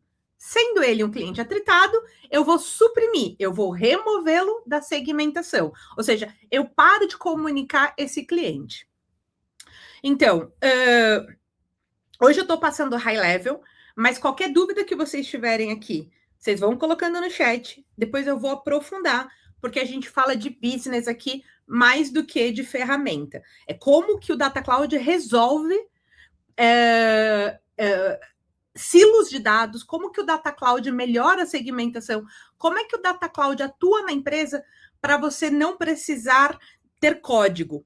Muitas equipes de CRM dentro das empresas são equipes técnicas, extremamente técnicas, que fazem código em SQL, que constrói query, que precisa deployar ambientes. Por quê? Porque dados necessariamente acaba sendo uma capacidade técnica. O Data Cloud, ele tira essa necessidade, porque ele é totalmente low code.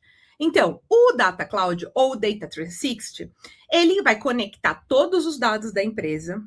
Você vai construir audiência. O que é audiência? São segmentos.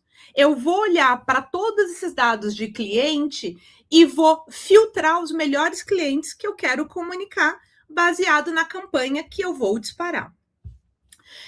Eu vou agir em real time. O que é um real time? Um carrinho abandonado. Quando você está navegando no site e você coloca um produto no seu carrinho e sai do site, você abandonou um carrinho. Como é que eu faço para te resgatar naquela jornada? E lembra que eu comentei anteriormente que esse dado só é válido durante 7 dias?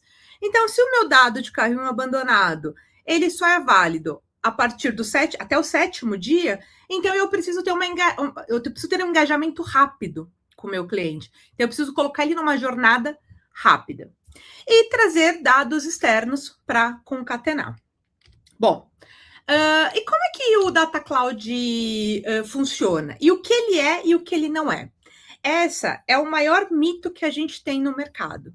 O que mais perguntam para a gente é se ele compete com Databricks, se ele compete com Snowflake.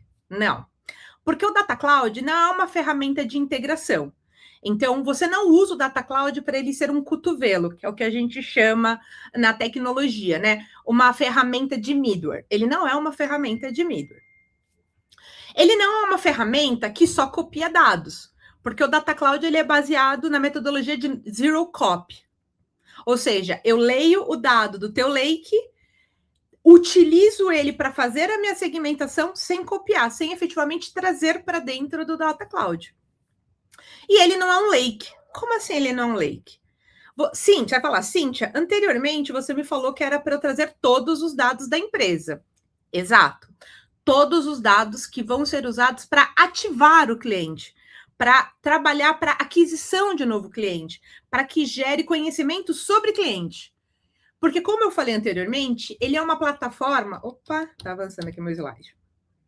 Ele anteriormente ele era conhecido como CDP, Customer Data Platform. Então, ele é basicamente um produto para eu conhecer o cliente da minha empresa. Então, é sempre dados de cliente que eu vou trazer. Então, se eu tiver dados, por exemplo, de estoque, eu vou trazer para o Data Cloud? Eu só vou trazer para o Data Cloud se eu for usar numa segmentação para ofertar estoque que eu ainda tenho de um produto específico. Mas para controle de estoque, faria sentido eu trazer esse dado para o Data Cloud? Não. Então, pensa que são dados que eu vou trazer para o Data Cloud relacionado a cliente. Então, se cliente compra produto, eu trago produto? Trago. Tudo que eu tiver relação a cliente, ele vem para o Data Cloud. Bom, e vamos pensar então em um use case, em uma loja. Qualquer loja hoje. Todas as lojas possuem uma loja online, um site, ou conhecido como e-commerce, e ele pode ser mobile ou web. Eu tenho a loja física, e hoje, agora, com o advento dos e-commerces, a gente tem as lojas parceiras, como a Amazon, como o Mercado Livre. Então, eu preciso conhecer o meu cliente que está em todos esses locais. O cliente que nasce no online, ele tem um ID. O cliente que nasce no offline, ele tem outro ID. E o cliente que está lá no teu parceiro, na Amazon, no Mercado Livre, vai ter outro ID. Então, como é que eu trago isso para o Data Cloud para ele construir a visão do indivíduo, do individual? O individual é o nome do DMO, tá? É do dado tratado. Então, quando eu falar de individual, eu costumo falar muito de individual ID, que é a chave do DMO, ou seja, do dado modelado para dentro do Data Cloud. Mas a intenção aqui é justamente resolver a visão do cliente, é conhecer esse cliente que tem vários IDs de uma forma só.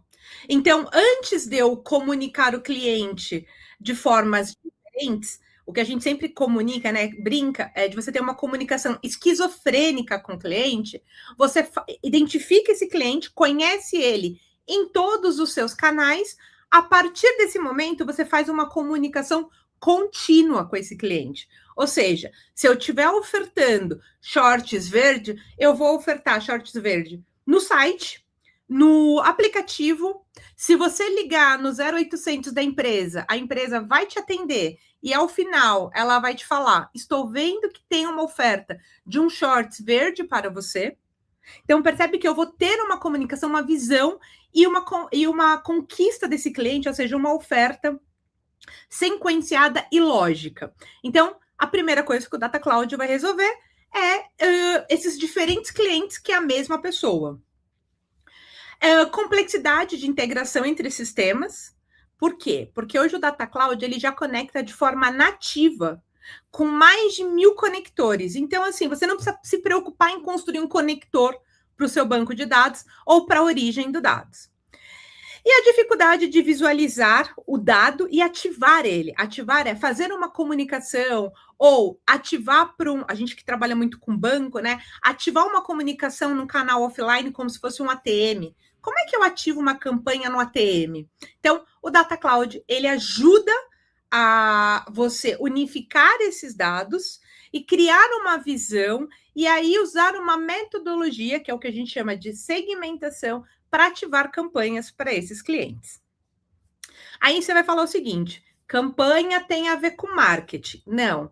O Data Cloud hoje, ele é o core do Agentforce e ele também pode ser utilizado para pegar os dados do CRM, ou seja, você tem lá a sua org de Customer Relation Management da Salesforce, trazer esses dados para o Data Cloud e o Data Cloud ser o seu pulmão, ou seja, pegar dados de fora que você não vai levar para o seu CRM, você traz para o Data Cloud transforma ou concatena esse dado e ativa para você no CRM. Então, o Data Cloud pode ser usado para N funcionalidades. Mas vamos pensar aqui no cenário que eu trouxe para vocês de pensar no cliente Tom, que ele pode ser cadastrado, né? Quando a gente se cadastra na internet. Eu não sei quem de vocês, eu sou famosa por essa piada, tá? Todos os meus clientes, todo mundo que já teve aula comigo, eu falo como que eu sou conhecida na internet. Eu já fui jovem, né? Como eu comecei a trabalhar com 14 anos, eu precisei escolher um nickname para mim. Muitos de vocês não passou por isso, mas eu passei por isso, e eu era a Sissy Girl. E a Sissy Girl é o meu e-mail oficial. Então, imagina quando eu chego no banco, ou eu vou numa entrevista de emprego, e a pessoa pergunta qual o seu e-mail. E aí eu vou falar Sissy Girl? Não. Então, qual é o e-mail que eu criei? Eu criei um segundo e-mail, o Cintia.mastrodomenico. Mas eu me cadastro nas lojas como Sissy Girl. E se eu vou para uma entrevista de emprego, eu coloco Cintia.mastrodomenico. E hoje, da forma que está o mercado, eu não vou no banco e falo Sissy Girl, eu falo Cintia Mastrodomenico. Mas quando eu vou acessar o meu app, é Sissy Girl. Então, o banco, ele me conhece como Cintia.mastrodomenico e como Sissy Girl. E aí, é como a gente cadastra os nossos dados dentro das plataformas. Então, eu entendo que esse cenário que eu comentei com vocês é um cenário que todos vocês também têm no dia a dia de vocês. Para aqueles mailings, você cadastra um e-mail que você lê de vez em quando. Para os seus e-mails mais quentes, aquele e-mail que você tem interesse de ler, que você tem você cadastra no banco, você cadastra uma conta, é aquele que você abre mais, que é o seu e-mail mais quente, mais forte, você cadastra ele correto e coloca os seus dados corretos. Então, o Tom, na loja online, ele se cadastrou como Tom Cruise. Por quê? Porque ele ia precisar receber essa encomenda. Então, provavelmente, esse aqui é o dado mais quente. Mas quando ele foi para a loja offline, ele achou que a vendedora ia ficar procurando ele toda hora. Ele falou só que o nome dele era Tom, o último nome dele era C e o e-mail dele era aquele e-mail de spam. Já na loja parceira, quando ele foi se cadastrar para receber os dados, ele colocou o nome e o sobrenome num único campo, botou um número de telefone e foi cadastrado, foi atribuído para ele um Customer ID. Esse cenário que eu estou mostrando para vocês, de novo, para qualquer empresa, para qualquer tipo de negócio. Então, eu preciso resolver esse dado. Eu preciso trabalhar nesse dado para criar a visão do Tom Cruise, para saber quem realmente ele é, quais são os números de telefone, quais são os endereços de e-mail e quais são os endereços físicos que ele tem também. E como é que a gente faz isso, tá? Então, vamos pensar por etapas. Eu tenho as fontes desses dados, né? Então, essas fontes, elas começam ali por fontes internas, como o Salesforce, né? O CRM, o Financial Service, Experience Service, Commerce Service. A gente chama de Trip Cloud, né? A third party, que pode ser uma AWS, pode ser um GCP, que é o Google Storage, pode ser uma Azure, ou seja, pode vir de qualquer storage que você tiver no mercado. Pode vir do seu web ou mobile. Não sei quem já trabalha aqui com internet, com tagueamento de sites. Eu posso pegar esses tagueamentos e trazer para dentro do Data Cloud. Eu posso conectar APIs. Posso utilizar os próprios SDKs da Salesforce, como, por exemplo, o SDK do Personalization e o SDK do Engagement, Marketing Cloud Engagement. Como eu posso usar a Mulesoft como conector oficial. Então, se dentro do Data Cloud eu não tenho o conector pronto, o que é muito difícil, você ainda assim pode usar a Mule para construir o teu conector, ou seja, para buscar o seu dado. E aí, quando eu comentei com vocês sobre camada bronze, silver e gold, eu vou explicar um pouquinho mais sobre isso aqui. Esse conceito é um conceito de dados, tá? De ciência de dados. Dado bronze são todos os dados da companhia. Dado silver é quando você começa a transformar esse dado para anonimizar e aí começa a ter validações sobre esses dados. Ou seja, já é um dado mais pronto para você trabalhar sobre ele. Tudo bem? E aí, quando eu vou falar de dado gold, é o dado que já está catalogado, que ele segue um modelo canônico, que tem objetos e referências atrelado a ele. Catálogo de dados, modelo canônico, isso é o master assim da Salesforce. Por quê? Porque eu olho para todos os negócios que existem no mundo, qualquer tipo de negócio, e tem um modelo canônico, ou seja, eu tenho uma forma de taguear ou estruturar esse dado para que ele seja utilizado não só dentro do Data Cloud, mas permear por qualquer outra plataforma. O dado na sua estrutura Gold é um dado que eu vou utilizar para gerar relatório, é o dado que eu vou utilizar para criar uma segmentação, é o dado que eu vou utilizar para ativar. Então, em todas as camadas que a gente trabalha de dados, né, que são cientistas de dados, eu tenho a bronze, que são todos os dados, e é o que a gente chama de dado anonimizado ou não harmonizado.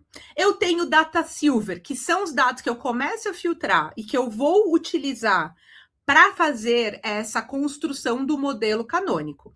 E quando o modelo canônico, ou seja, quando o dado está estruturado, ele está organizado, ele se torna um dado gold.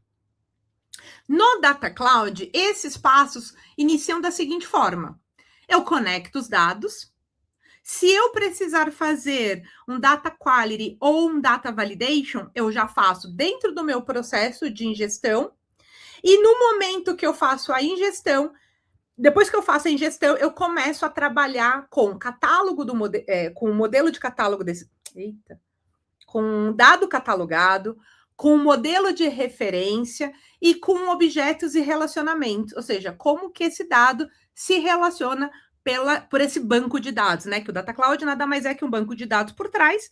Então, como que esse dado ele vai se relacionar com os demais dados?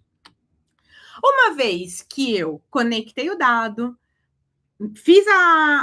trabalhei na qualidade do dado, construir um modelo de consulta, de trabalhar com esse dado, é que agora eu vou construir uma única fonte da verdade. É aonde eu vou construir o match de quem é o Tom Cruise ou quem é a Sam.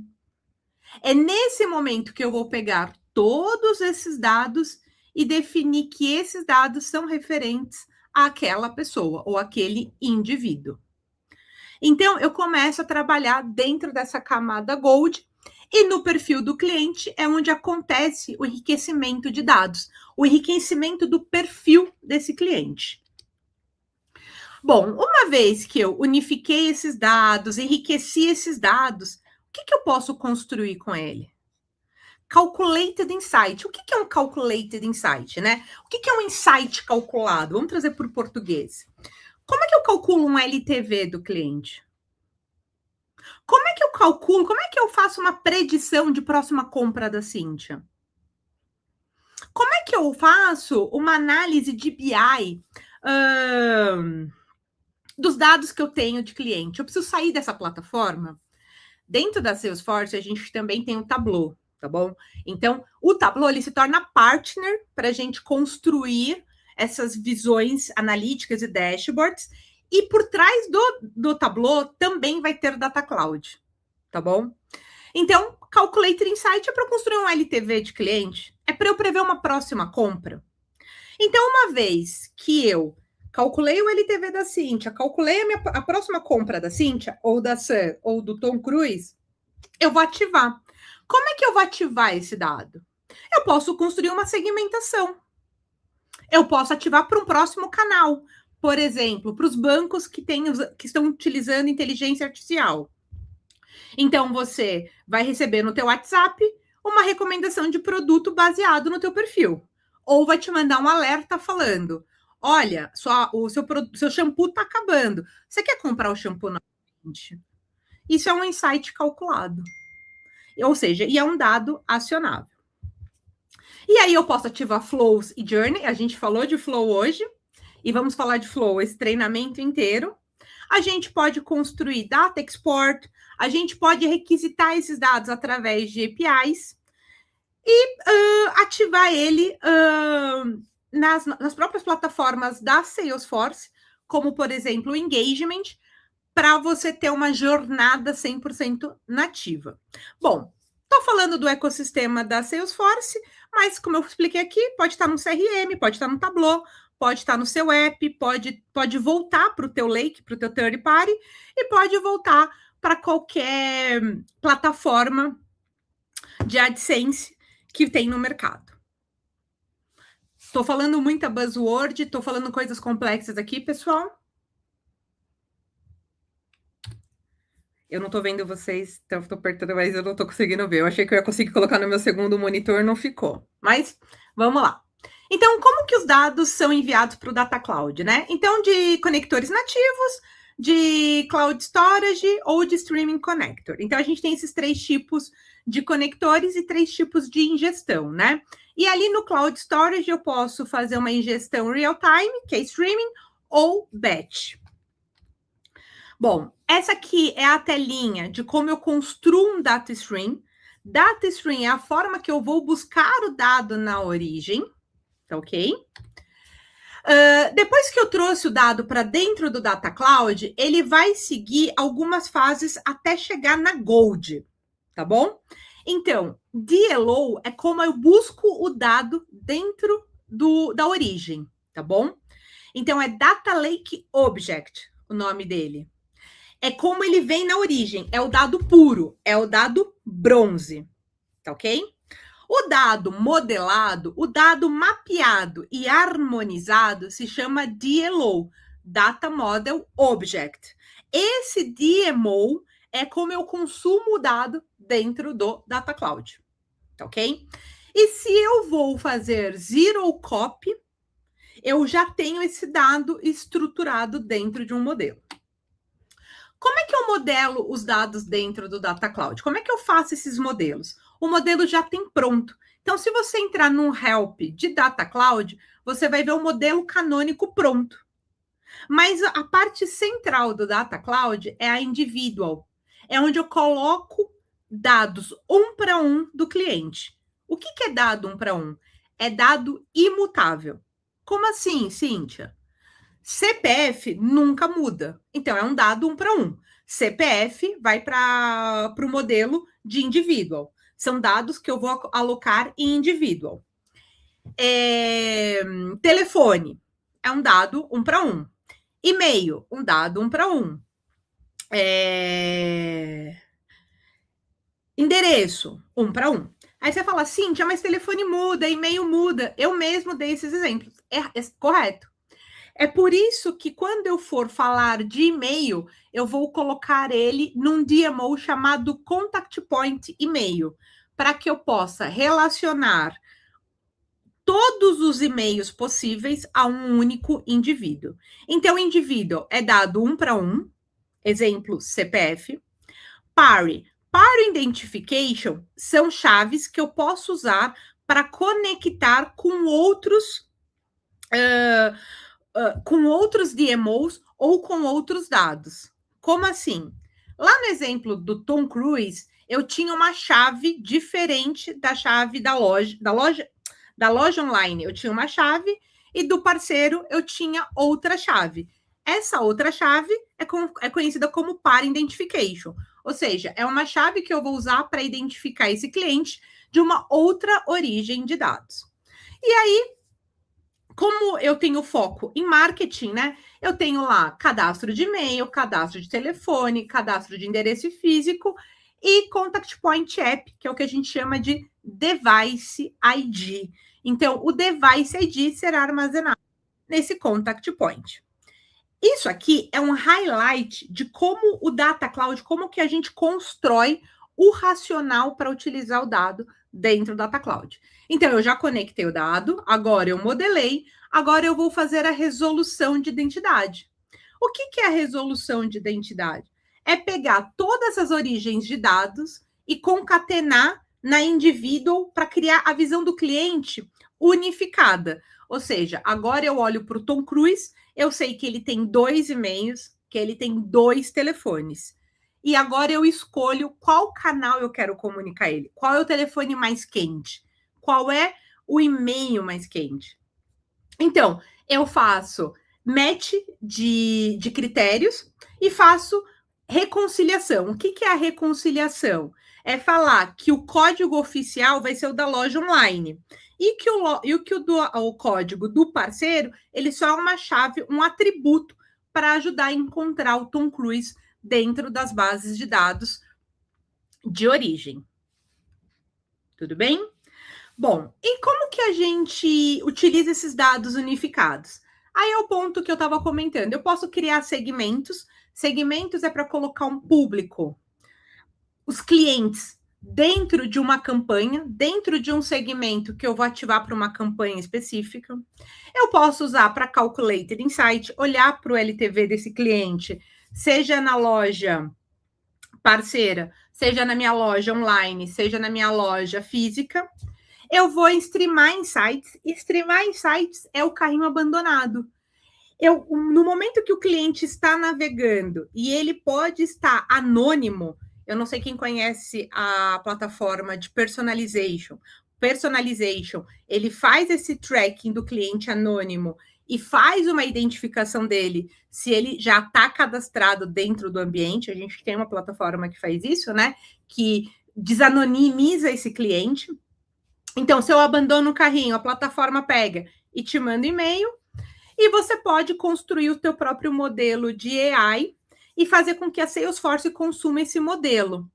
Já que o Data Cloud, ele vai ser o back do Agent Force, então os dados do seu cliente estão dentro do Data Cloud, conforme o seu cliente pesquisa, por exemplo, nos desafios do Agent Force.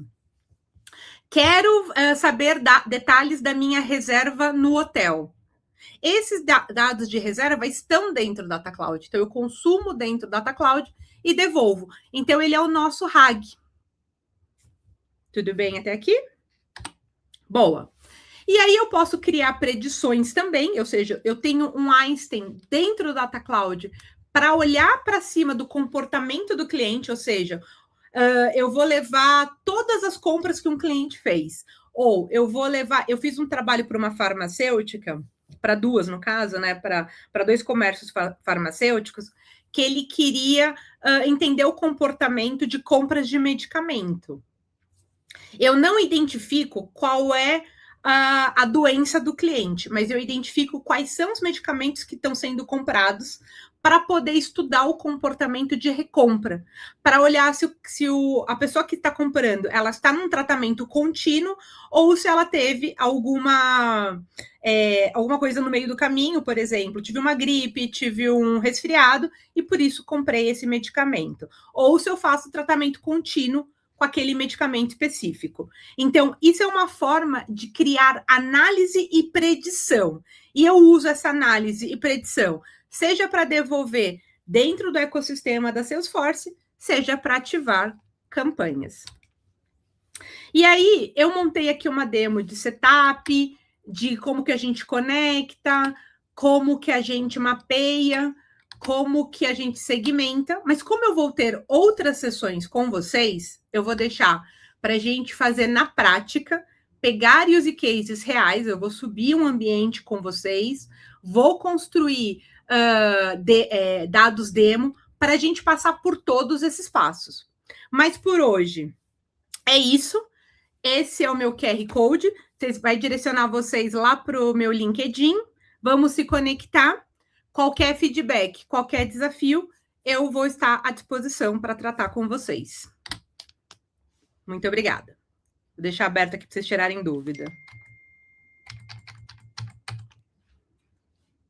Cíntia, eu acho que você vai ter um probleminha agora. Sua filha vai te chamar, porque você tem mais de 100 perguntas. Que ótimo! Que maravilha! Eu não vou selecionar o Ricardo, eu vou adicionar ele aqui. Eu vou colocar a responsabilidade nas mãos dele e ele vai selecionar algumas. Eu acho que, para ser justo, a gente vai pegar os top que fizeram perguntas, que interagiram, né? Porque pelo YouTube a gente consegue determinar isso e fazer o sorteio para essas 50 pessoas, beleza? Vai lá, Ricardo. Tinham até comentado aqui que eu ia ter trabalho selecionando todas essas perguntas. Bom, vamos lá. A primeira pergunta que eu vou fazer, quem fez foi o Sérgio Queiroz. Como o Data 360 consegue transformar grandes volumes de dados em ações práticas para o negócio? Boa, Sérgio. Obrigada pela pergunta. Essa é uma das maiores dúvidas que a gente tem no mercado, tá? Então, no meu papel como arquiteta na Salesforce, a Salesforce já vendeu o produto, agora eu estou na arquitetura de entrega. Eu olho para o dado especificamente, né? Então, quando a gente está vendendo, por mais que a gente faça deep dive, por mais que a gente faça um discover, a gente só conhece a qualidade do dado, conhece o dado quando a gente vai fazer a entrega, tá bom? Então, eu estou nessa frente. Então, como que a gente lida com essa quantidade de volume de dados? Como que a gente responde? Hoje eu atuo nas contas enterprises, que são as maiores contas da Salesforce. Especificamente, eu estou no setor de finance, eu trabalho para banco, então a gente fala de transações com muitos volumes. E como eu estava comentando anteriormente, não são todos os dados que eu trago para dentro do Data Cloud. Mas se eu estiver falando de que eu preciso trazer todos os dados da companhia para dentro do Data Cloud, qual a estratégia que a gente utiliza? Aquilo que pode ser dado batch e aquilo que é dado streaming. O que é um dado stream? É o abandono de carrinho. Isso aqui é real time. Mas o cadastro do cliente, ele muda toda hora? Não, então eu posso fazer a ingestão desse dado uma vez por dia, ou a cada 12 horas. Então, dentro do Data Cloud, quando eu vou conectar o dado dentro do Data Cloud, é o momento que eu vou definir se esse é dado de batch ou de stream. E aí eu balanceio essa quantidade de dados. Mas o que eu posso te falar, eu atuei no meu primeiro projeto na Salesforce com Data Cloud, e é quando o produto sai de CDP para Data Cloud, eu falava de bilhões de eventos. E a plataforma nunca parou. Então, a gente constrói uma lógica de como trabalhar com esse dado. Então, a minha missão aqui com vocês é dar essa visão que eu tenho, dar esse dia a dia, para quando vocês chegarem com o desafio, saber interpretar o dado e conseguir falar o que é stream e o que é batch. Muito obrigado. Bom, a próxima pergunta vem do Rodrigo. Qual a limitação em termos de volumetria quando falamos em segmentação, milhares de linhas? Neste cenário, é necessário ter alguma customização utilizando o Apex ou Custom Connectors mediante esse volume?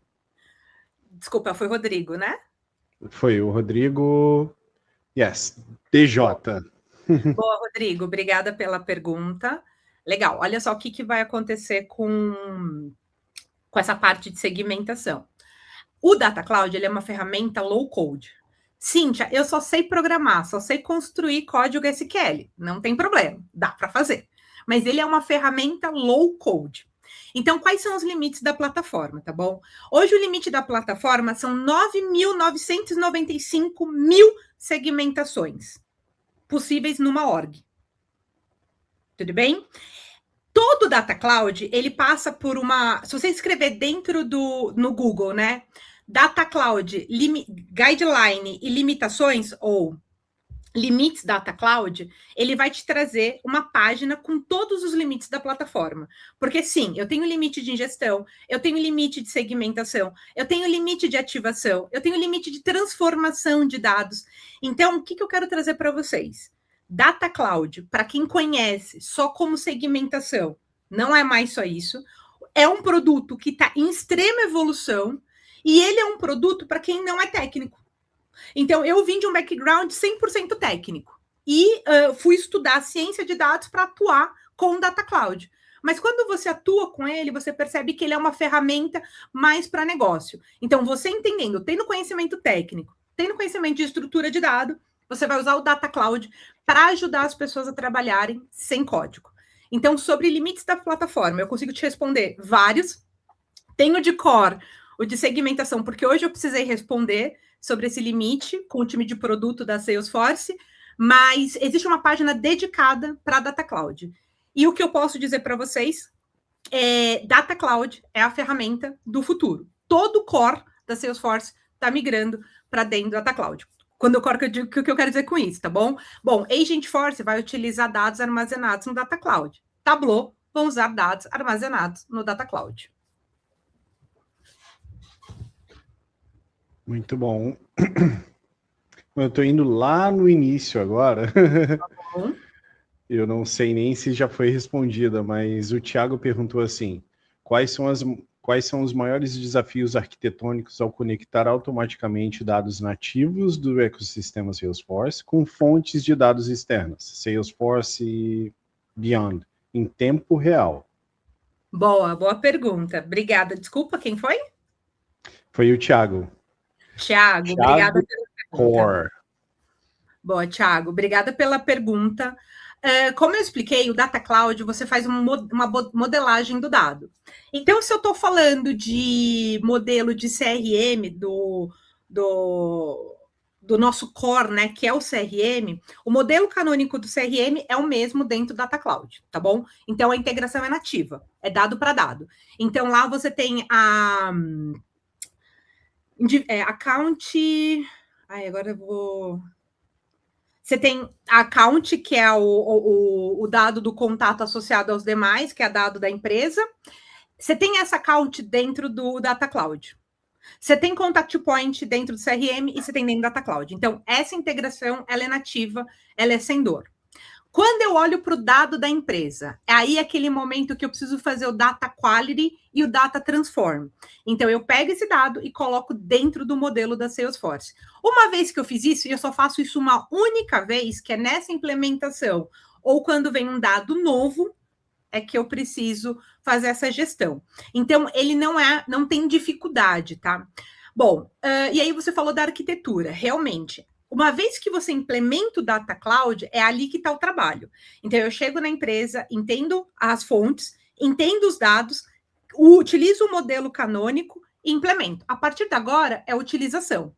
Então, a gente tem um trabalho maior na implementação do que na manutenção, sustentação ou novos dados, porque a gente já modelou, já construiu uma definição de longo prazo e o nosso cliente só utiliza os dados ali. Excelente. Mais uma? Pode ir, pode mandar. Muito obrigado, Cíntia. Só, Vamos só lá. fazer um ponto, eu não sei quem vai estar no Agent Tour em São Paulo essa semana, mas eu vou entregar para o pessoal lá a caneca. Se eu não entregar, eu mesma, depois do sorteio, mando via correio para a pessoa, hein? É especial, hein? E da próxima vez, quando eu for para fora, eu quero, eu vou me desafiar a sortear uma garrafa dessa de água. Não tem, Uau! hein? Se dedicar, me amarem, que eu vou dar o meu melhor para vocês, hein? Eu participo também do sorteio, hein? Combinado. Vamos lá, Ricardo, para a última. Bora. Olha, eu vou ser sincero aqui. Algumas pessoas arrasaram nas perguntas. Uma delas eu vou repetir, a mais recente do Rodrigo. Existe alguma extensão com Python ou alguma coisa mais parruda e externa para auxiliar o Data Cloud? Ai, desculpa, quem que perguntou? Qual que é o Foi nome? o Rodrigo, novamente. Bom, Rodrigo, você vai me matar, porque como eu te expliquei, é uma plataforma de baixo código, tá? Assim, a gente quase não coda dentro do Data Cloud. Para que eu usaria o Python, né? Para gerar datas views para serem importadas dentro do Data Cloud. Quando eu vou consumir o dado do Data Cloud, o Data Cloud já gera esse dado para ser exportado por JSON. Aí sim, você pode usar o Python para transformar esse JSON num dado para ser ativado para o teu seu outro local. Por exemplo, eu falei do ATM. O ATM, ele usa assembly, ele não usa linguagem como um C, como um Java. Então, eu posso usar o Python para transformar e colocar no modelo de dados que o Assembly vai ler. É um exemplo, tá? Mas não venha com a expectativa de que você vá codar dentro do Data Cloud. Ali é uma plataforma. Lembra que o time de marketing, o que o time de marketing tem que fazer no dia a dia? Olhar para as campanhas dele, saber se ele está tendo engajamento, melhorar a qualidade desses dados. Melhorar as campanhas, melhorar a ativação desse cliente.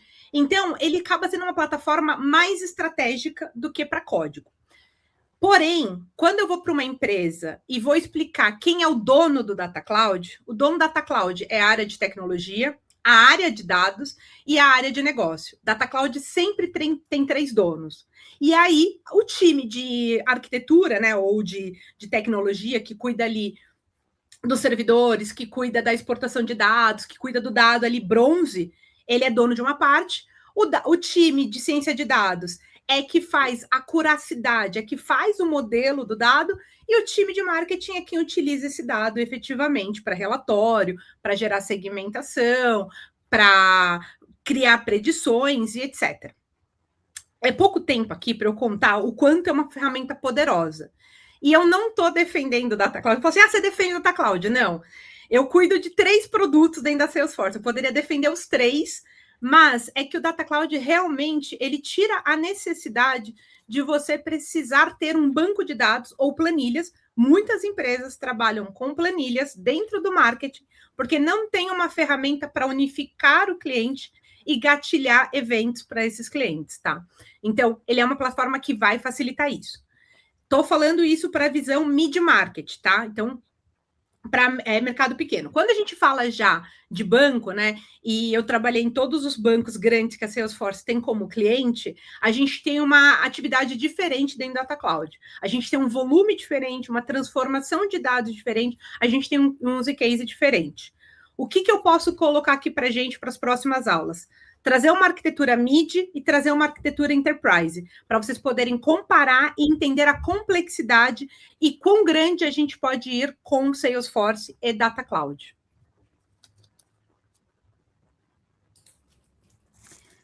Excelente.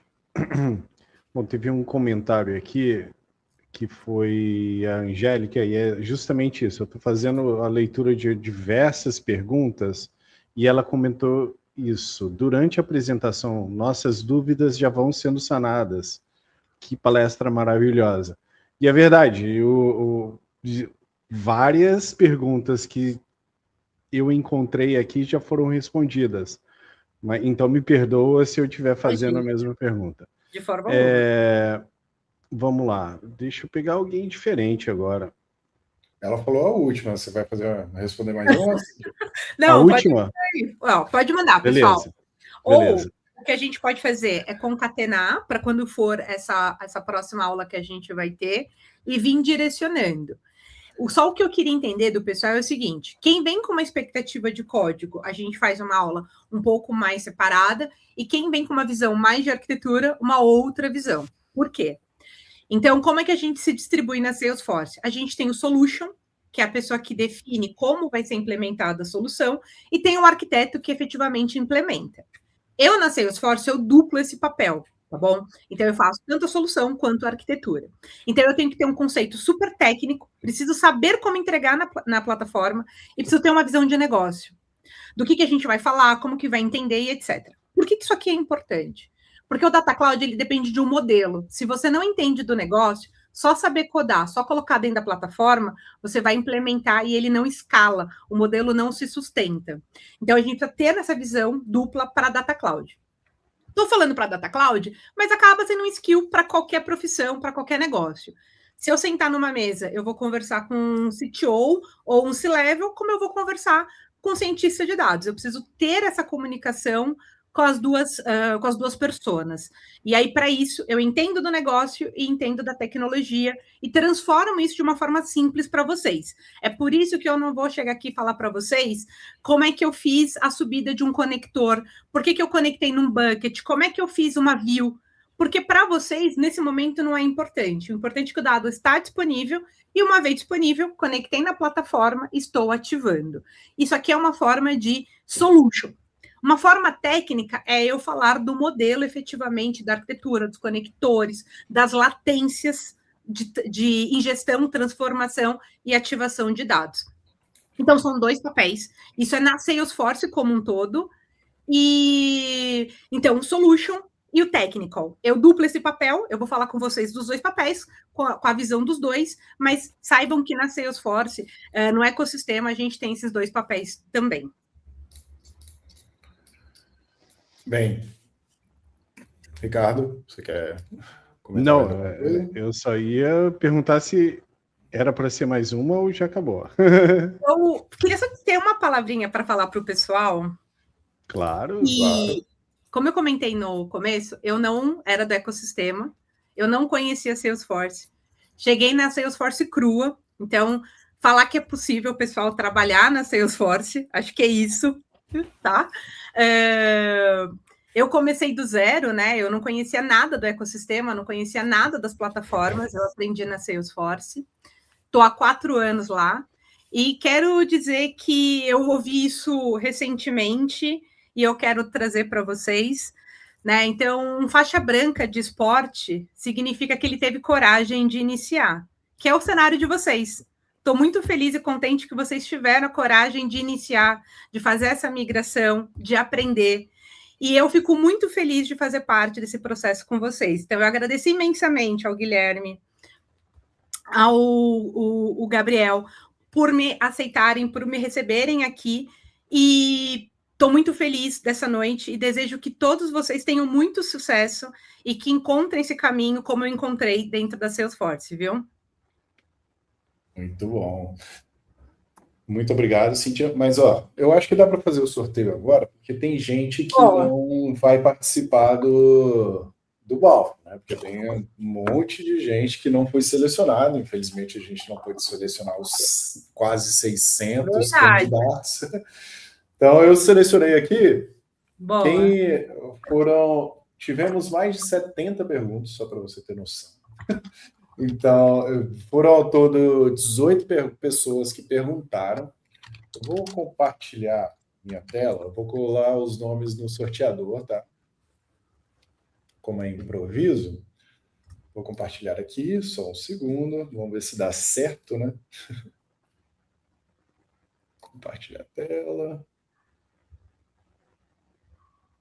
Só um minutinho, gente, porque aqui é no improviso agora. Não tem problema, porque eu gosto assim, eu entro para causar, entendeu, pessoal? Compartilhar, ok. Deixa eu selecionar minha tela. Sorteador, beleza. Que rufem os tambores, hein, pessoal? Vou colocar sortear nomes. Vou colar os nomes aqui, olha, das pessoas. É óbvio que é o nome do YouTube, né? Quem for sorteado, vocês podem conferir aí. Tem o nome de todas as pessoas que perguntaram. Vamos sortear um nome dessa lista, tá? Para caneca, ok? Então vamos lá. Se quiserem conferir, ó, o DJ Rodrigo tá aí, que já comentou, então tudo certo. Opção de sorteio, não precisa. Contagem regressiva para dar mais emoção. Qual o critério de separação? Quebra de linha, beleza. Boa sorte a todos e vamos lá. Estou na torcida por todos.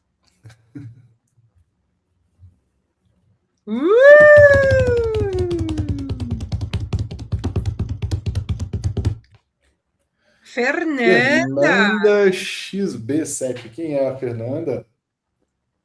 Comente aí, vamos ver se a Fernanda... Vamos ver, cadê? Se ela não tivesse, não ficou até o final, coitada, vai perder. Vamos ter que sortear para outra, infelizmente. Faz um comentário aí, Fernanda. Opa! Aê! Fernanda tá aí. Fernanda, manda mensagem então pra gente. E aí o meu compromisso com vocês, mais do que compartilhar também, cada sessão que eu tiver, eu vou tentar trazer um mimo da Salesforce, porque realmente o presente é a gente estar aqui compartilhando, estamos juntos aqui para aprender, gente. Isso aí, Fernanda. Ó, manda a sua mensagem, você tem algum contato? Se for o meu, pode mandar direto pelo canal ali, tá? Então, se for pelo LinkedIn também, fique à vontade para mandar para qualquer lugar. Ok? Cíntia, mais uma vez, obrigado. Obrigada a vocês. Pela sua apresentação, foi excelente. Você pode ver aí todo mundo te elogiando, os comentários positivos, foi muito boa. E agora eu vou passar para as palavras finais, tá? Últimas palavras, Cíntia? Só para a gente não desistir, dizer que é possível, eu sou esse exemplo, cheguei sem nada. Sobre o inglês, eu vi muita gente comentando sobre inglês. A maioria dos documentos, dos materiais, são realmente em inglês, mas o ano passado, a Salesforce ela mudou o nosso processo de seleção. O que significa isso? Que você não precisa ter inglês fluente, porque o Brasil, a gente entende que hoje falar inglês é algo extremamente elitizado. Então, não desista, faça o botão direito, traduza, pratique o inglês, não tenha vergonha de falar, tá? Quando a gente está fora do país, a gente também erra, comete erros. Em português também, vocês viram hoje eu tentando falar uma palavra, não consegui sair. Então, assim, não tenham medo. Se o conteúdo for em inglês, venham, anotem, tirem dúvida entre vocês e contem comigo no que eu puder ajudar vocês. Excelente. Nós contaremos com você com certeza pelos próximos 3 meses. Muito obrigado, Cíntia. Eu vou te remover do palco, tá? Só para ampliar um pouquinho a tela. Pessoal, Ricardo, só vou te remover um pouquinho. Daqui a pouco eu te adiciono. Estamos chegando ao fim, mas ainda não chegamos.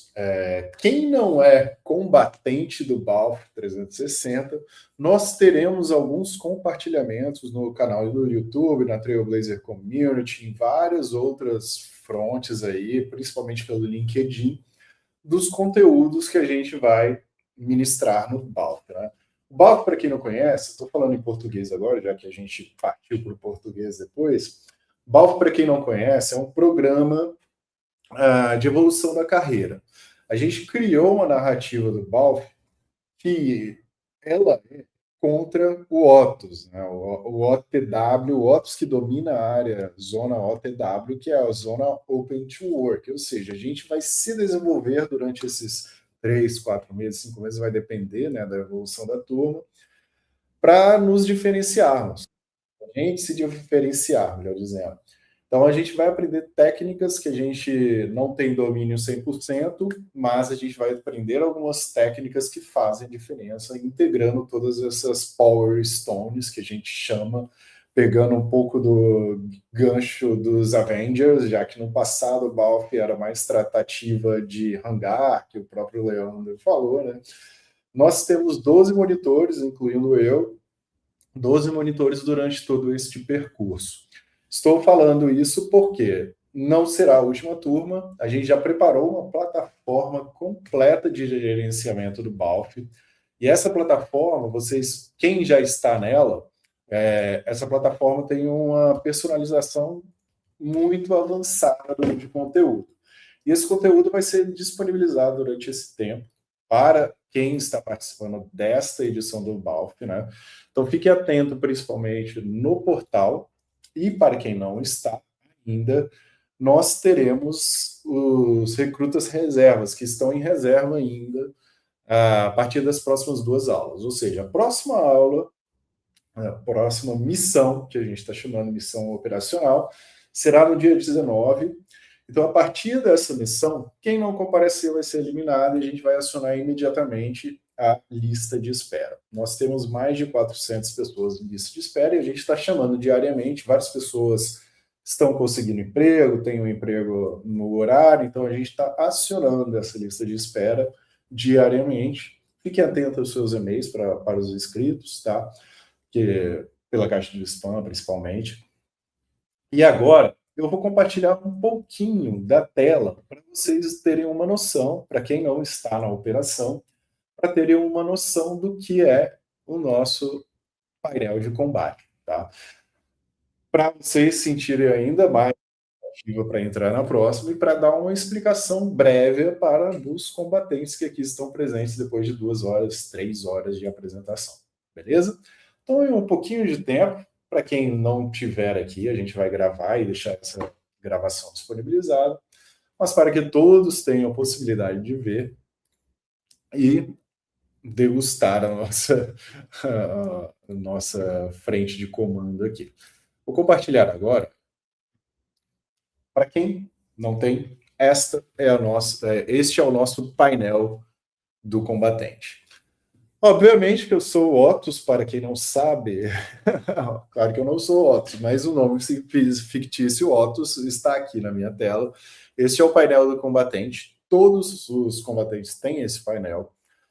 Então, aqui do lado nós temos o centro de operação, e aqui é o painel de controle, ou seja, o front de todas as missões que estão sendo lançadas vão aparecer aqui.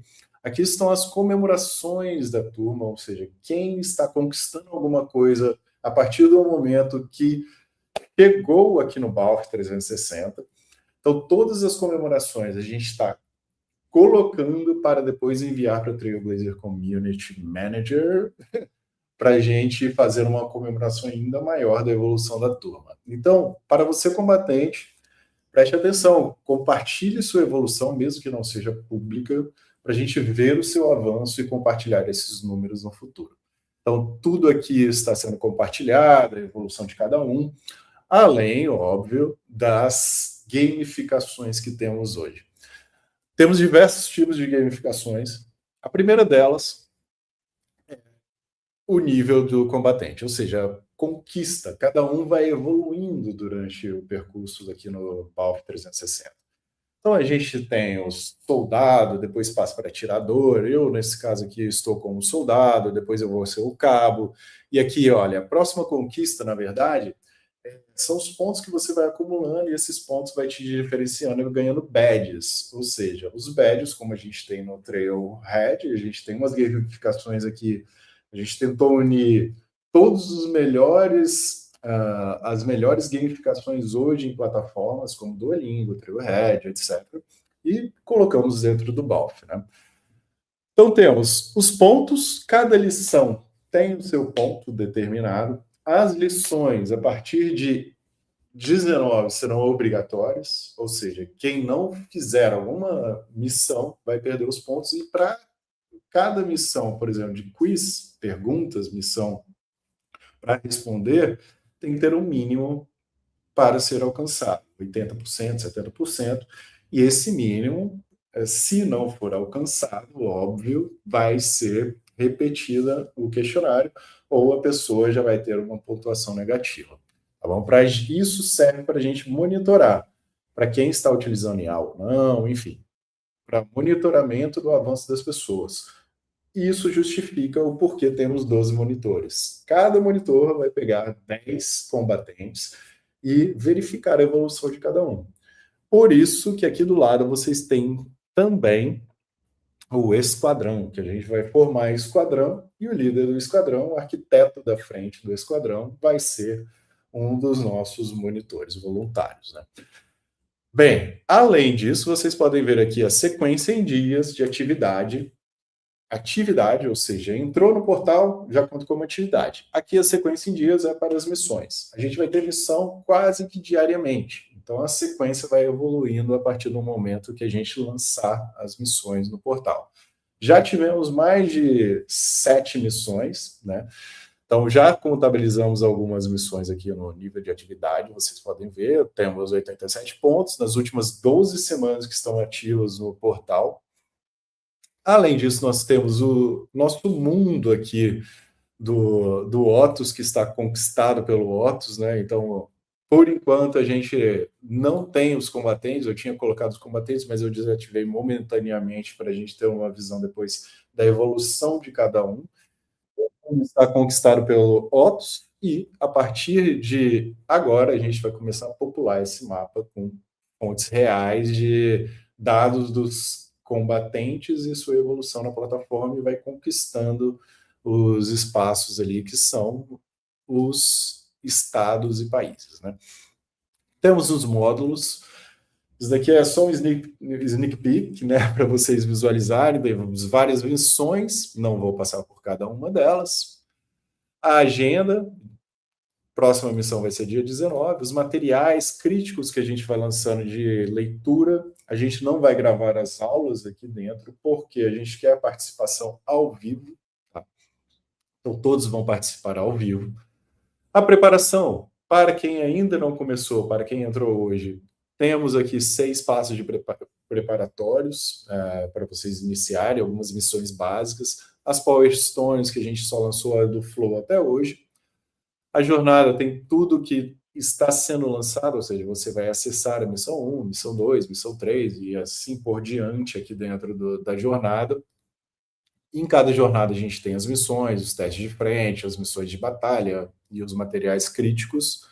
A linha de frente estão todos os nossos participantes da linha de frente. Eu não estou carregando aqui, porque eu fiz o logout, né? Eu limpei minha base para não aparecer tudo de todo mundo, tá?